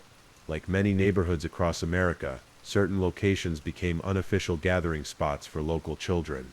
In this particular corner of Arlington, one such place was an abandoned Winn-Dixie grocery store parking lot on East Abrams Street. The empty lot had become something of an attraction for neighborhood children, particularly because of a makeshift bike ramp that had been constructed there. On weekends, the sound of bicycle wheels hitting the pavement and children's laughter often filled the air as they practiced jumps and tricks. Parents generally considered it safe. The lot was visible from several nearby homes, and in this community, watching out for each other's children was an unspoken agreement among neighbors. The grocery store itself had been vacant for some time, its windows covered, parking spaces empty, except for the occasional visitor. The building stood as a silent observer to the children who played in its shadow, its empty interior contrasting with the vibrant life that briefly animated its exterior when young cyclists gathered there. The date was January 13th, 1996. For most residents of Arlington, it began as an unremarkable winter Saturday. Families ran errands, attended children's sports activities, or simply enjoyed the weekend leisure time.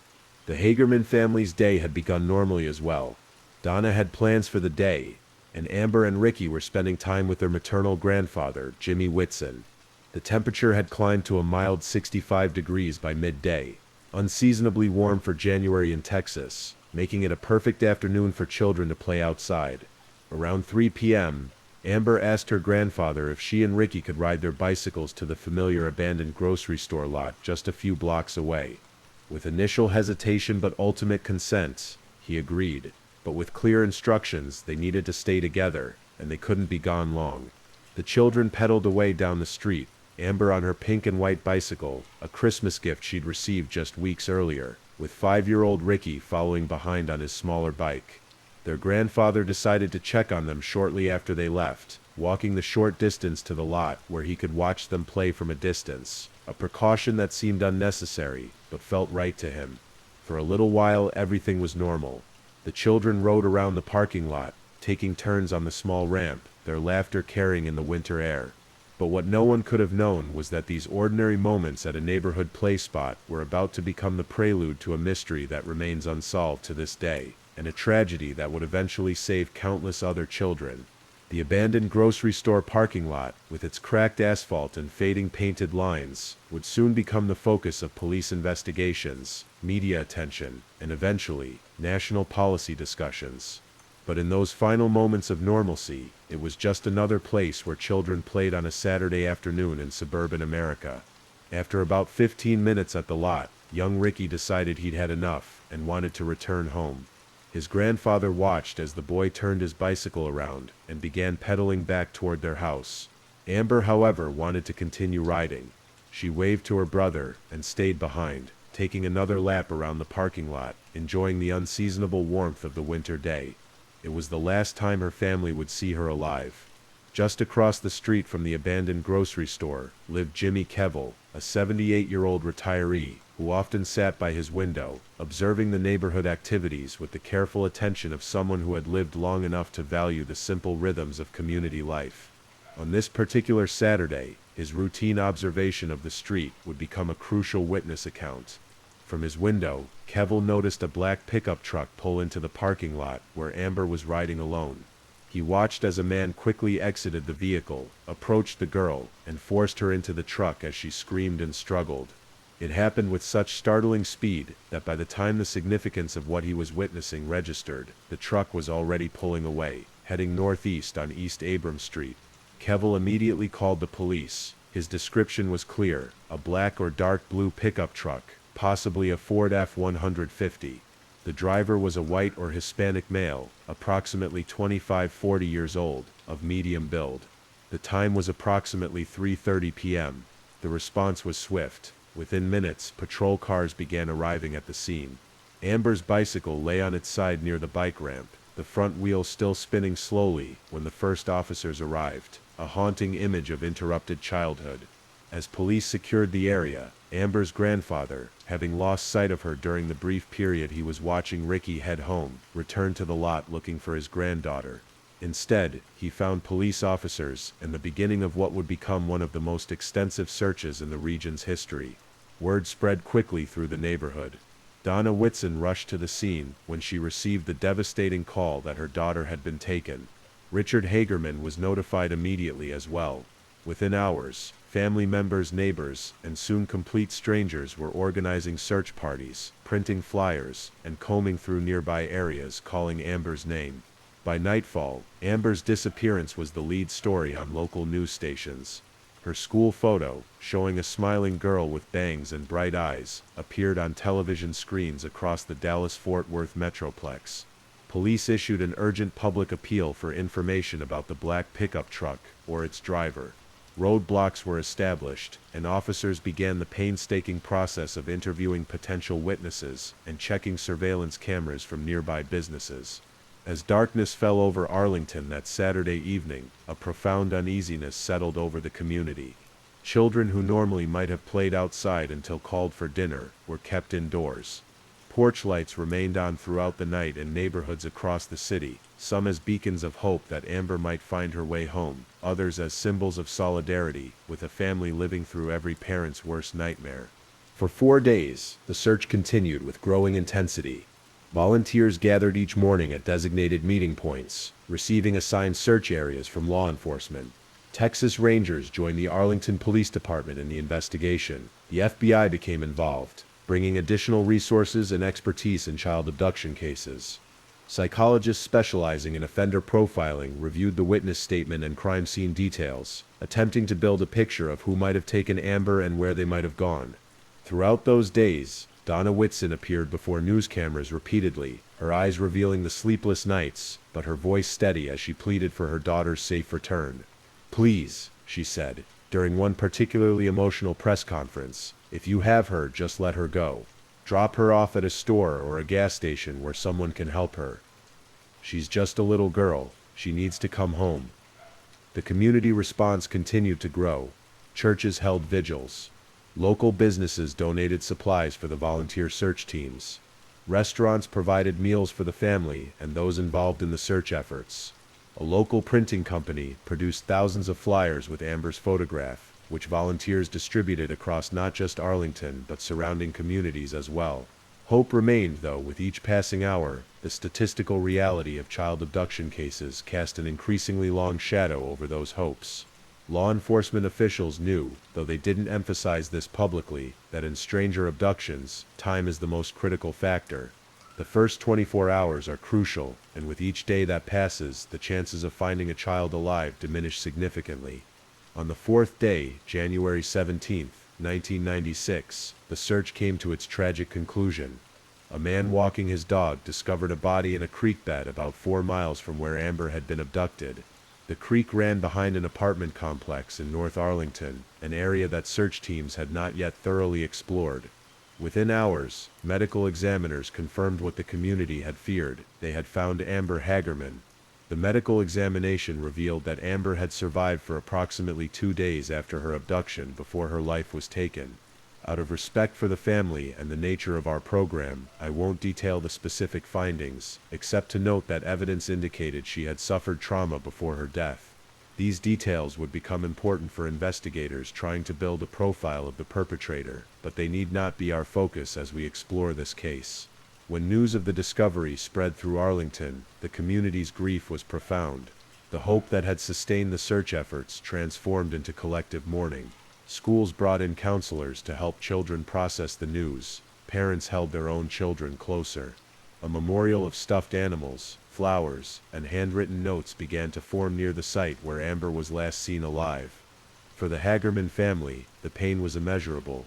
She was the sweetest little girl, Donna told reporters through tears at a press conference following the identification. "I don't understand how anyone could hurt her. She never hurt anybody."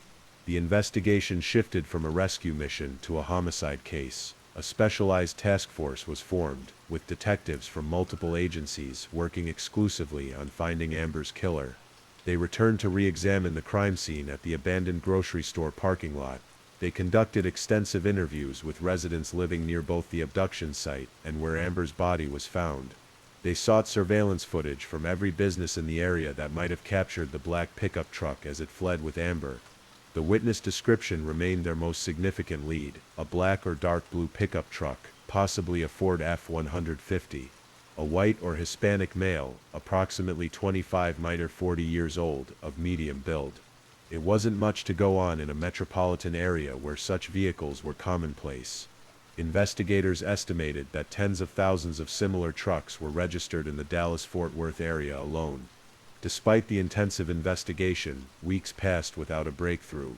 Tips continued to come in, thousands of them, but none led to the identification of a suspect. The case that had captured headlines began to fade from the front pages as the investigation continued without dramatic developments to report. But while the media attention may have diminished, something remarkable was beginning to take shape in the community's response to this tragedy.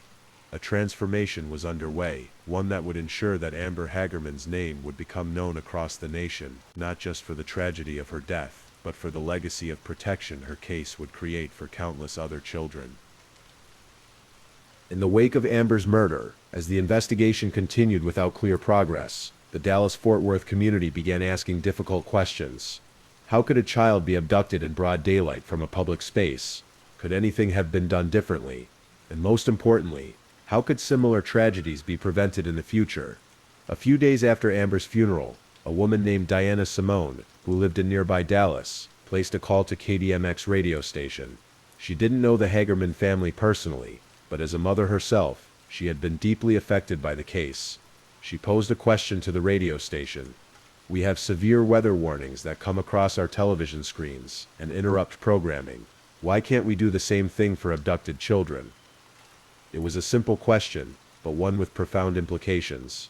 The radio station brought the idea to local law enforcement agencies, who recognized its potential immediately. What if media outlets could broadcast immediate information about child abductions, including descriptions of suspects and their vehicles? What if those crucial first hours after an abduction could be filled with thousands of extra eyes watching for the perpetrator? Within months of Amber's murder, Dallas-Fort Worth broadcasters and local law enforcement agencies had formalized a partnership to create what was then called the Dallas Amber Plan, standing for America's Missing Broadcast Emergency Response, with the name chosen specifically to honor Amber Hagerman. The concept was straightforward but powerful. When a confirmed child abduction occurred, law enforcement would issue an alert with relevant details. Radio and television stations would then broadcast this information immediately, interrupting regular programming if necessary. The plan officially launched in July 1996, just 6 months after Amber's abduction and murder. No one could have predicted how rapidly the concept would spread. Other Texas cities adopted similar plans within months. By 1999, the program had expanded to several states. In 2002, President George W. Bush signed National Amber Alert legislation, creating a nationwide system coordinated by the Department of Justice. Today, all 50 states, the District of Columbia, Puerto Rico, and the U.S. Virgin Islands have Amber Alert plans in place. The effectiveness of the system has been remarkable. According to the National Center for Missing and Exploited Children, as of 2024, more than 1,100 children have been successfully recovered, specifically because of Amber Alerts.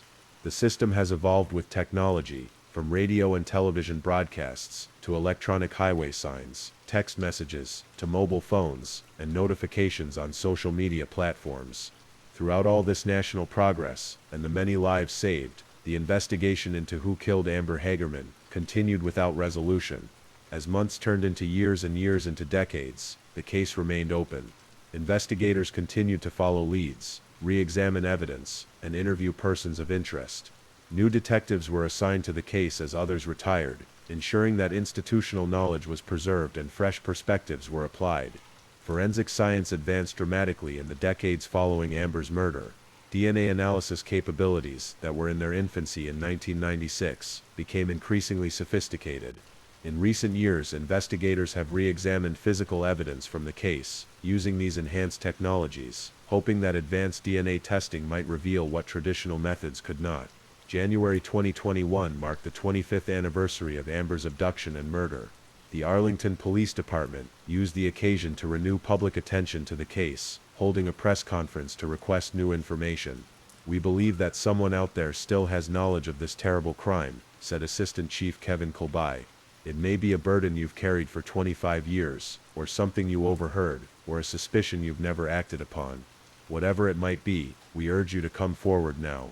The department also revealed that they had preserved tissue samples and items recovered from the crime scene that might yield DNA evidence using modern techniques not available during the original investigation.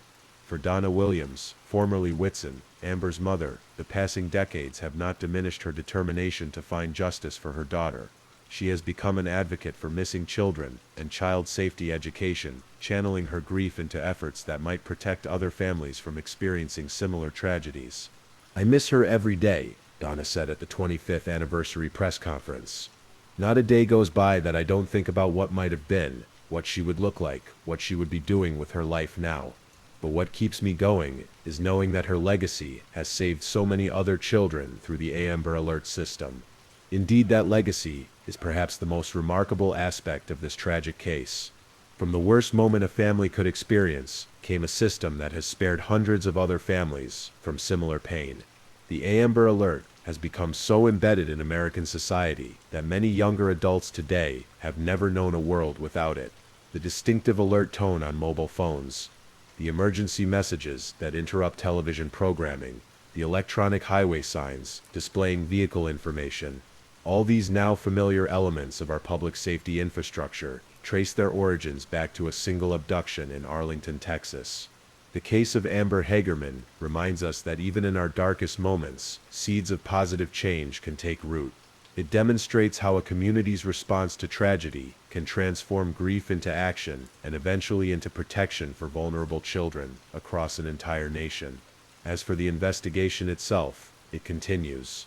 The Arlington Police Department maintains an active case file. The reward for information leading to an arrest and conviction has increased over the years. Detectives still regularly review the evidence, follow up on new tips, and incorporate advances in forensic science into their investigative approach. Perhaps most importantly, they have never forgotten the little girl at the center of it all. Amber Hagerman, who would now be in her mid-30s, had her life not been cut short on that January day in 1996.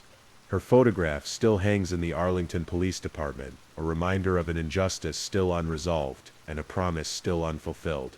For anyone with information about this case, no matter how seemingly insignificant, the Arlington Police Department continues to maintain a dedicated tip line. Even after all these years, a single memory, a small detail, previously unreported, could be the key that finally brings resolution to this case and answers to a family that has waited far too long.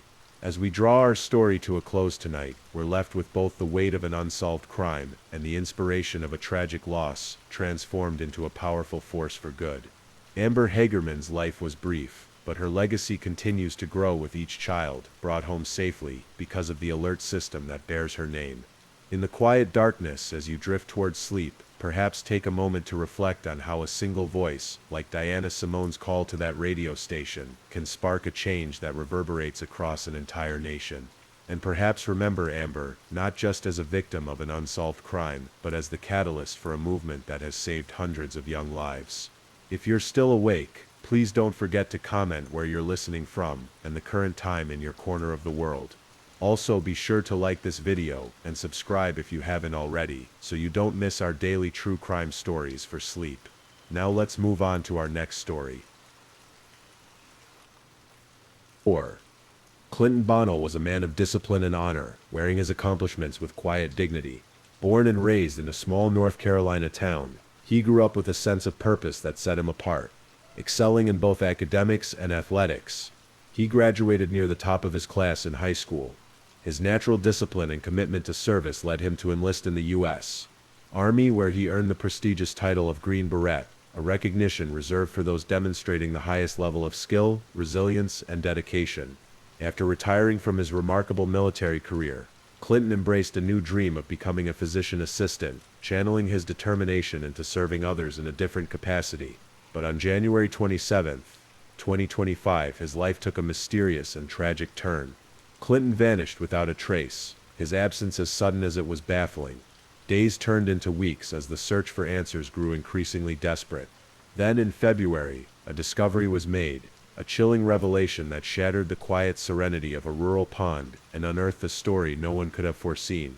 For over a decade, Clinton served his country, carrying out missions in some of the world's most volatile regions.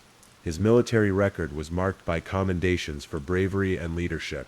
To his comrades, he was an unwavering pillar of strength. To his family, he was a loving husband and father. Despite the intensity of his military career, Clinton made time for the little things: weekend barbecues, coaching his son's soccer games, and teaching his daughter to ride her bike. By 2025, Clinton had retired from active duty and was charting a new course for his life. He had enrolled in a rigorous program to become a physician assistant, a role he believed would allow him to continue serving others, this time in the medical field. His classmates remembered him as focused and humble, often staying late after class to help others study. At home, Clinton was balancing his ambitions with the challenges of a strained marriage. Friends said he was optimistic about his future, despite the difficulties. January 27, 2025 began as an ordinary day. Clinton had breakfast with his children before driving them to school. Neighbors saw him return home around mid-morning, his usual calm demeanor betraying nothing unusual. But as the day went on, something changed. Calls and messages to Clinton went unanswered, a rarity for the man who was always reliable. Shanna Cloud, his wife and soon-to-be ex-ace, later told police she had no idea where Clinton was. They had been living in the same house during their separation, a tense arrangement that only added to the complexities of their relationship. While friends of Clinton reported that he had confided in them about the difficulties he faced at home, he had never expressed fear for his safety. As hours turned to days, concern grew. Clinton's family reported him missing, triggering a search effort that spanned the local area. His car was found abandoned in a remote spot, several miles from their home, an unsettling clue that only deepened the mystery. Inside the vehicle, investigators found personal items that Clinton was unlikely to leave behind, including his phone and wallet. The community rallied together, organizing search parties and distributing flyers. Clinton's former military colleagues reached out to offer assistance, leveraging their skills and networks to support the effort.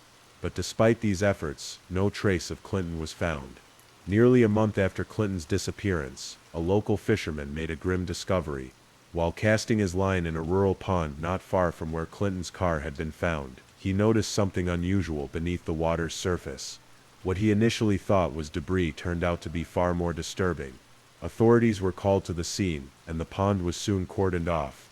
As forensic divers entered the water, the extent of the discovery became clear. Clinton's dismembered remains were retrieved from the pond, sending shockwaves through the community. The serene body of water, once a tranquil retreat, was now a haunting crime scene. The condition of the remains suggested an effort to obscure the crime.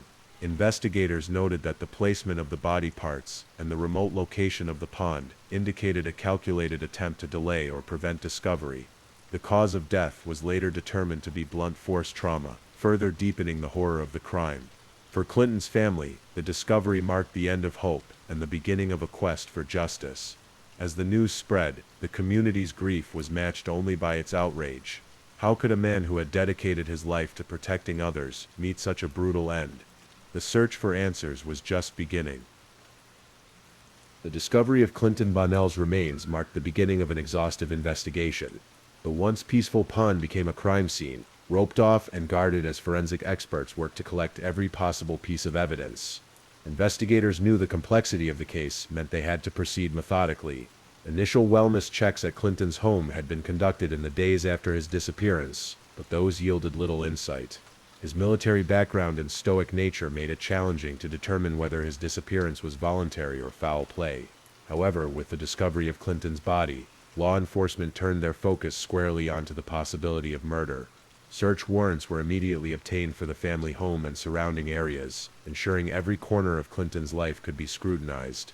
Detectives worked around the clock, poring over both physical evidence and digital footprints in their quest for answers. As investigators entered the Bonnell household, they were greeted by the hollow silence of a home in turmoil. Clinton's belongings remained where he had last left them, neatly arranged as if he planned to return at any moment. But closer inspection painted a different picture. In the living room, shards of broken glass were scattered across the floor near a damaged lamp. The fragments suggested a violent incident had occurred. Further evidence emerged when trace amounts of blood were found near the doorway and inside the garage. These traces were later confirmed to belong to Clinton, solidifying the theory that the house may have been the scene of the initial attack. Forensic teams meticulously documented every detail of the house, noting the peculiar lack of attempts to clean up the damaged items or the blood stains. The disarray contradicted Shanna Cloud's claim that the household had been calm in the days following Clinton's disappearance. Investigators were now tasked with determining how a crime committed in a suburban neighborhood had gone unnoticed by neighbors and family members. The investigation began to accelerate as evidence came to light. One of the most crucial breakthroughs came from Clinton's phone, which had been found abandoned in his car alongside his wallet and other personal items. This phone became a treasure trove of information for forensic analysts. They found text messages exchanged between Clinton and Shanna that revealed the growing tensions in their relationship. Clinton had repeatedly discussed his plans for a peaceful separation, including financial arrangements and custody of their children. Shanna's responses, however, suggested hostility and resentment. In one message, she accused Clinton of prioritizing his career over his family, while in another she hinted at taking drastic measures to ensure she would get what she deserved. Digital forensic analysis extended beyond the phone, delving into Shanna's online activity. Investigators discovered disturbing search queries made on her computer in the weeks leading up to Clinton's disappearance. Searches such as "how to hide a crime" and "pawned locations near me" painted a chilling picture. These searches, combined with the timeline reconstructed from GPS data, pointed directly toward Shanna's involvement. Further evidence emerged from surveillance footage obtained from nearby businesses. Cameras captured Clinton's car traveling toward the rural area on the day of his disappearance. What struck investigators was the presence of a second vehicle following closely behind. This vehicle, later identified as belonging to Shanna Cloud, became a key focus of the investigation. The footage showed both cars heading toward the area where Clinton's remains were eventually found, but only Shanna's vehicle returning. Additional insights came from the financial records. Clinton had recently withdrawn a significant sum of money, which investigators initially speculated could be linked to extortion or threats. However, interviews with his colleagues and friends revealed that Clinton had no concerns about his safety, leading detectives to consider whether the withdrawal was coerced. Shanna's financial activity during the same period revealed no deposits matching the withdrawn amount, raising more questions about her intentions and actions. Shanna Cloud quickly became the prime suspect in the investigation. Her behavior during the days following Clinton's disappearance raised immediate suspicions. While she initially appeared cooperative, offering information about Clinton's habits and routines, her demeanor shifted noticeably as the investigation deepened. Detectives observed her growing unease when asked about her movements on January 27, the day Clinton vanished.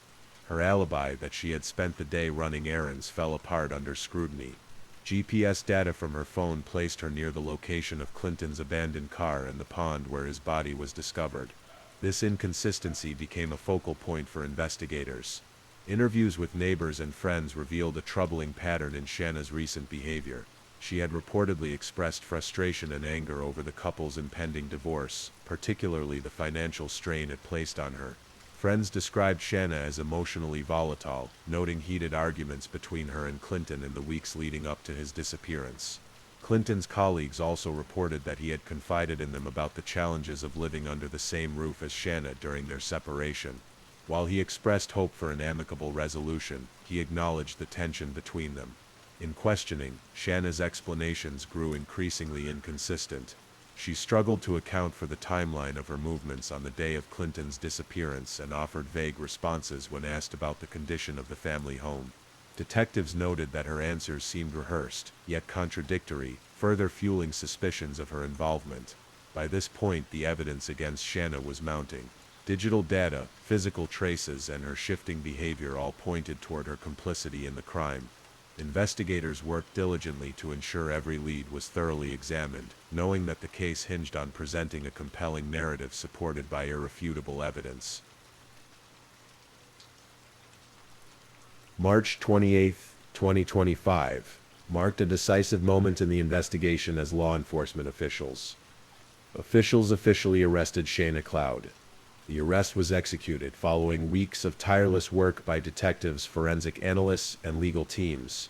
Shanna was apprehended at her residence, the same home she had shared with Clinton Bonnell, even as their marriage fell apart. Officers arrived early in the morning, ensuring the operation proceeded smoothly and without incident. Shanna, who had maintained her innocence until this point, appeared visibly shaken as she was escorted out of her home in handcuffs. The arrest wasn't just the culmination of an investigation, it was the beginning of her journey through the justice system. Officials cited mounting evidence as the basis for Shanna's arrest. The digital data recovered from her devices, her GPS records, the surveillance footage showing her vehicle near the pond, and the traces of blood found inside the family home all contributed to a case that prosecutors were confident would hold up in court. The arrest warrant explicitly stated the charges: first-degree murder and concealment of death, leaving little doubt about the severity of the accusations against her.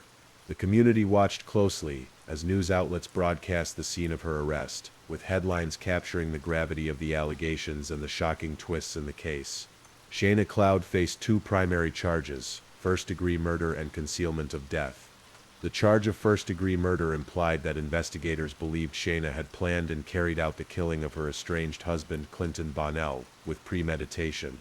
This charge carried the possibility of life imprisonment, or even the death penalty under North Carolina law, reflecting the severity of the crime. The concealment of death charge highlighted the calculated effort involved in disposing of Clinton's remains in a remote pond. Prosecutors alleged that Shayna had not only killed Clinton, but had also gone to great lengths to cover up her actions, delaying the discovery of the crime and complicating the investigation. This charge carried additional penalties, underscoring the impact of her attempts to obscure the truth. Legal experts speculated on how the case would unfold, noting the strength of the evidence gathered by investigators. The text messages exchanged between Shayna and Clinton suggested a motive rooted in marital discord, while her internet search history pointed directly to her involvement. The physical evidence, including the bloodstains found in the family home, further reinforced the prosecution's argument. Together, these elements painted a picture of premeditation, intent, and subsequent concealment. Shayna Cloud's first court appearance came shortly after her arrest. During the arraignment, she stood before the judge in a stark courtroom, her demeanor alternating between defiance and unease. She pleaded not guilty to both charges, setting the stage for what would become a highly publicized legal battle. The prosecutor outlined the evidence against her, arguing that the case was built on a solid foundation of forensic and digital data. As the legal proceedings progressed, the prosecution presented a chilling narrative of the crime. They detailed how Shayna's online searches demonstrated intent, how her movements placed her at the scene of the crime, and how the physical evidence tied her actions to the timeline of Clinton's disappearance and death. Witness testimonies from friends, family, and neighbors highlighted the tensions in Shayna and Clinton's marriage, providing context for the motive behind the crime. The defense, however, sought to undermine the prosecution's case by challenging the validity of the evidence. They argued that the GPS data could be inconclusive, that the bloodstains could have been unrelated, and that the surveillance footage didn't definitively prove Shayna's involvement. Her legal team emphasized the circumstantial nature of much of the evidence, aiming to cast doubt in the minds of the jury. As the trial unfolded, courtroom observers noted the emotional toll on Clinton's family, who attended each session seeking justice for their loved one. The proceedings revealed the complexities of the case, with both sides presenting their arguments and evidence in painstaking detail. The community followed the trial closely, with many expressing frustration over the defense's attempts to refute what they saw as clear evidence of Shayna's guilt. The arrest and trial of Shayna Cloud left a profound impact on the community, Clinton Bonnell's family, and all who had been touched by the case. For Clinton's family, the journey was one of heartbreak and resilience. They spoke openly about the pain of losing a man who had dedicated his life to service, and the challenges of coping with the brutal nature of his death. His children, now left without their father, became a symbol of the lasting damage caused by the crime. The community rallied around Clinton's family, offering support through vigils, fundraisers, and expressions of solidarity. Many felt the case had shattered the illusion of safety in their quiet town, serving as a grim reminder of how domestic tensions could escalate into unimaginable violence. Public discussions about the case often reflected broader concerns about addressing family conflict and preventing tragedies like this one in the future. For law enforcement, the case highlighted the importance of thorough investigation and collaboration across agencies. The detectives involved were commended for their persistence and skill, particularly in navigating the complexities of digital evidence and forensic analysis. The successful arrest and trial demonstrated the critical role of technology in modern investigations and served as a benchmark for future cases. In the end, the case of Clinton Bonnell and Shayna Cloud became more than a story of crime and justice. It became a cautionary tale about the consequences of unresolved conflict, the impact of violence on families and communities, and the enduring quest for truth. For those who followed the case, its lessons were both sobering and unforgettable. Clinton Bonnell lived a life of courage and purpose, qualities that defined his years as a Green Beret and his aspirations to heal others in the medical field. But his untimely death forces us to confront difficult questions. What drives someone to cross the line into violence? What warning signs are we missing in our relationships, our communities? These questions resonate far beyond this case, touching on the universal struggle to understand the darkness that can reside within human nature. Could Clinton's life have been saved if someone had intervened earlier? Could the cracks in his marriage have been mended, or at least addressed before escalating into tragedy? These are questions we must wrestle with, not to rewrite history, but to learn from it. This story is one of loss, heartbreak, and the fight for justice, but it is also a story of resilience. We owe it to Clinton and others like him to reflect on the lessons these tragedies leave behind. How do we build better systems of support? How do we ensure we notice the signs before it's too late? Share your thoughts in the comments below. Every perspective adds something valuable to the conversation. Our background sounds will carry you into tranquility as you drift towards sleep. Thank you for listening to tonight's true crime story. Rest peacefully, knowing that another story awaits you next time, ready to accompany you on another journey toward restorative sleep. And until next time, stay safe and take care. Good night.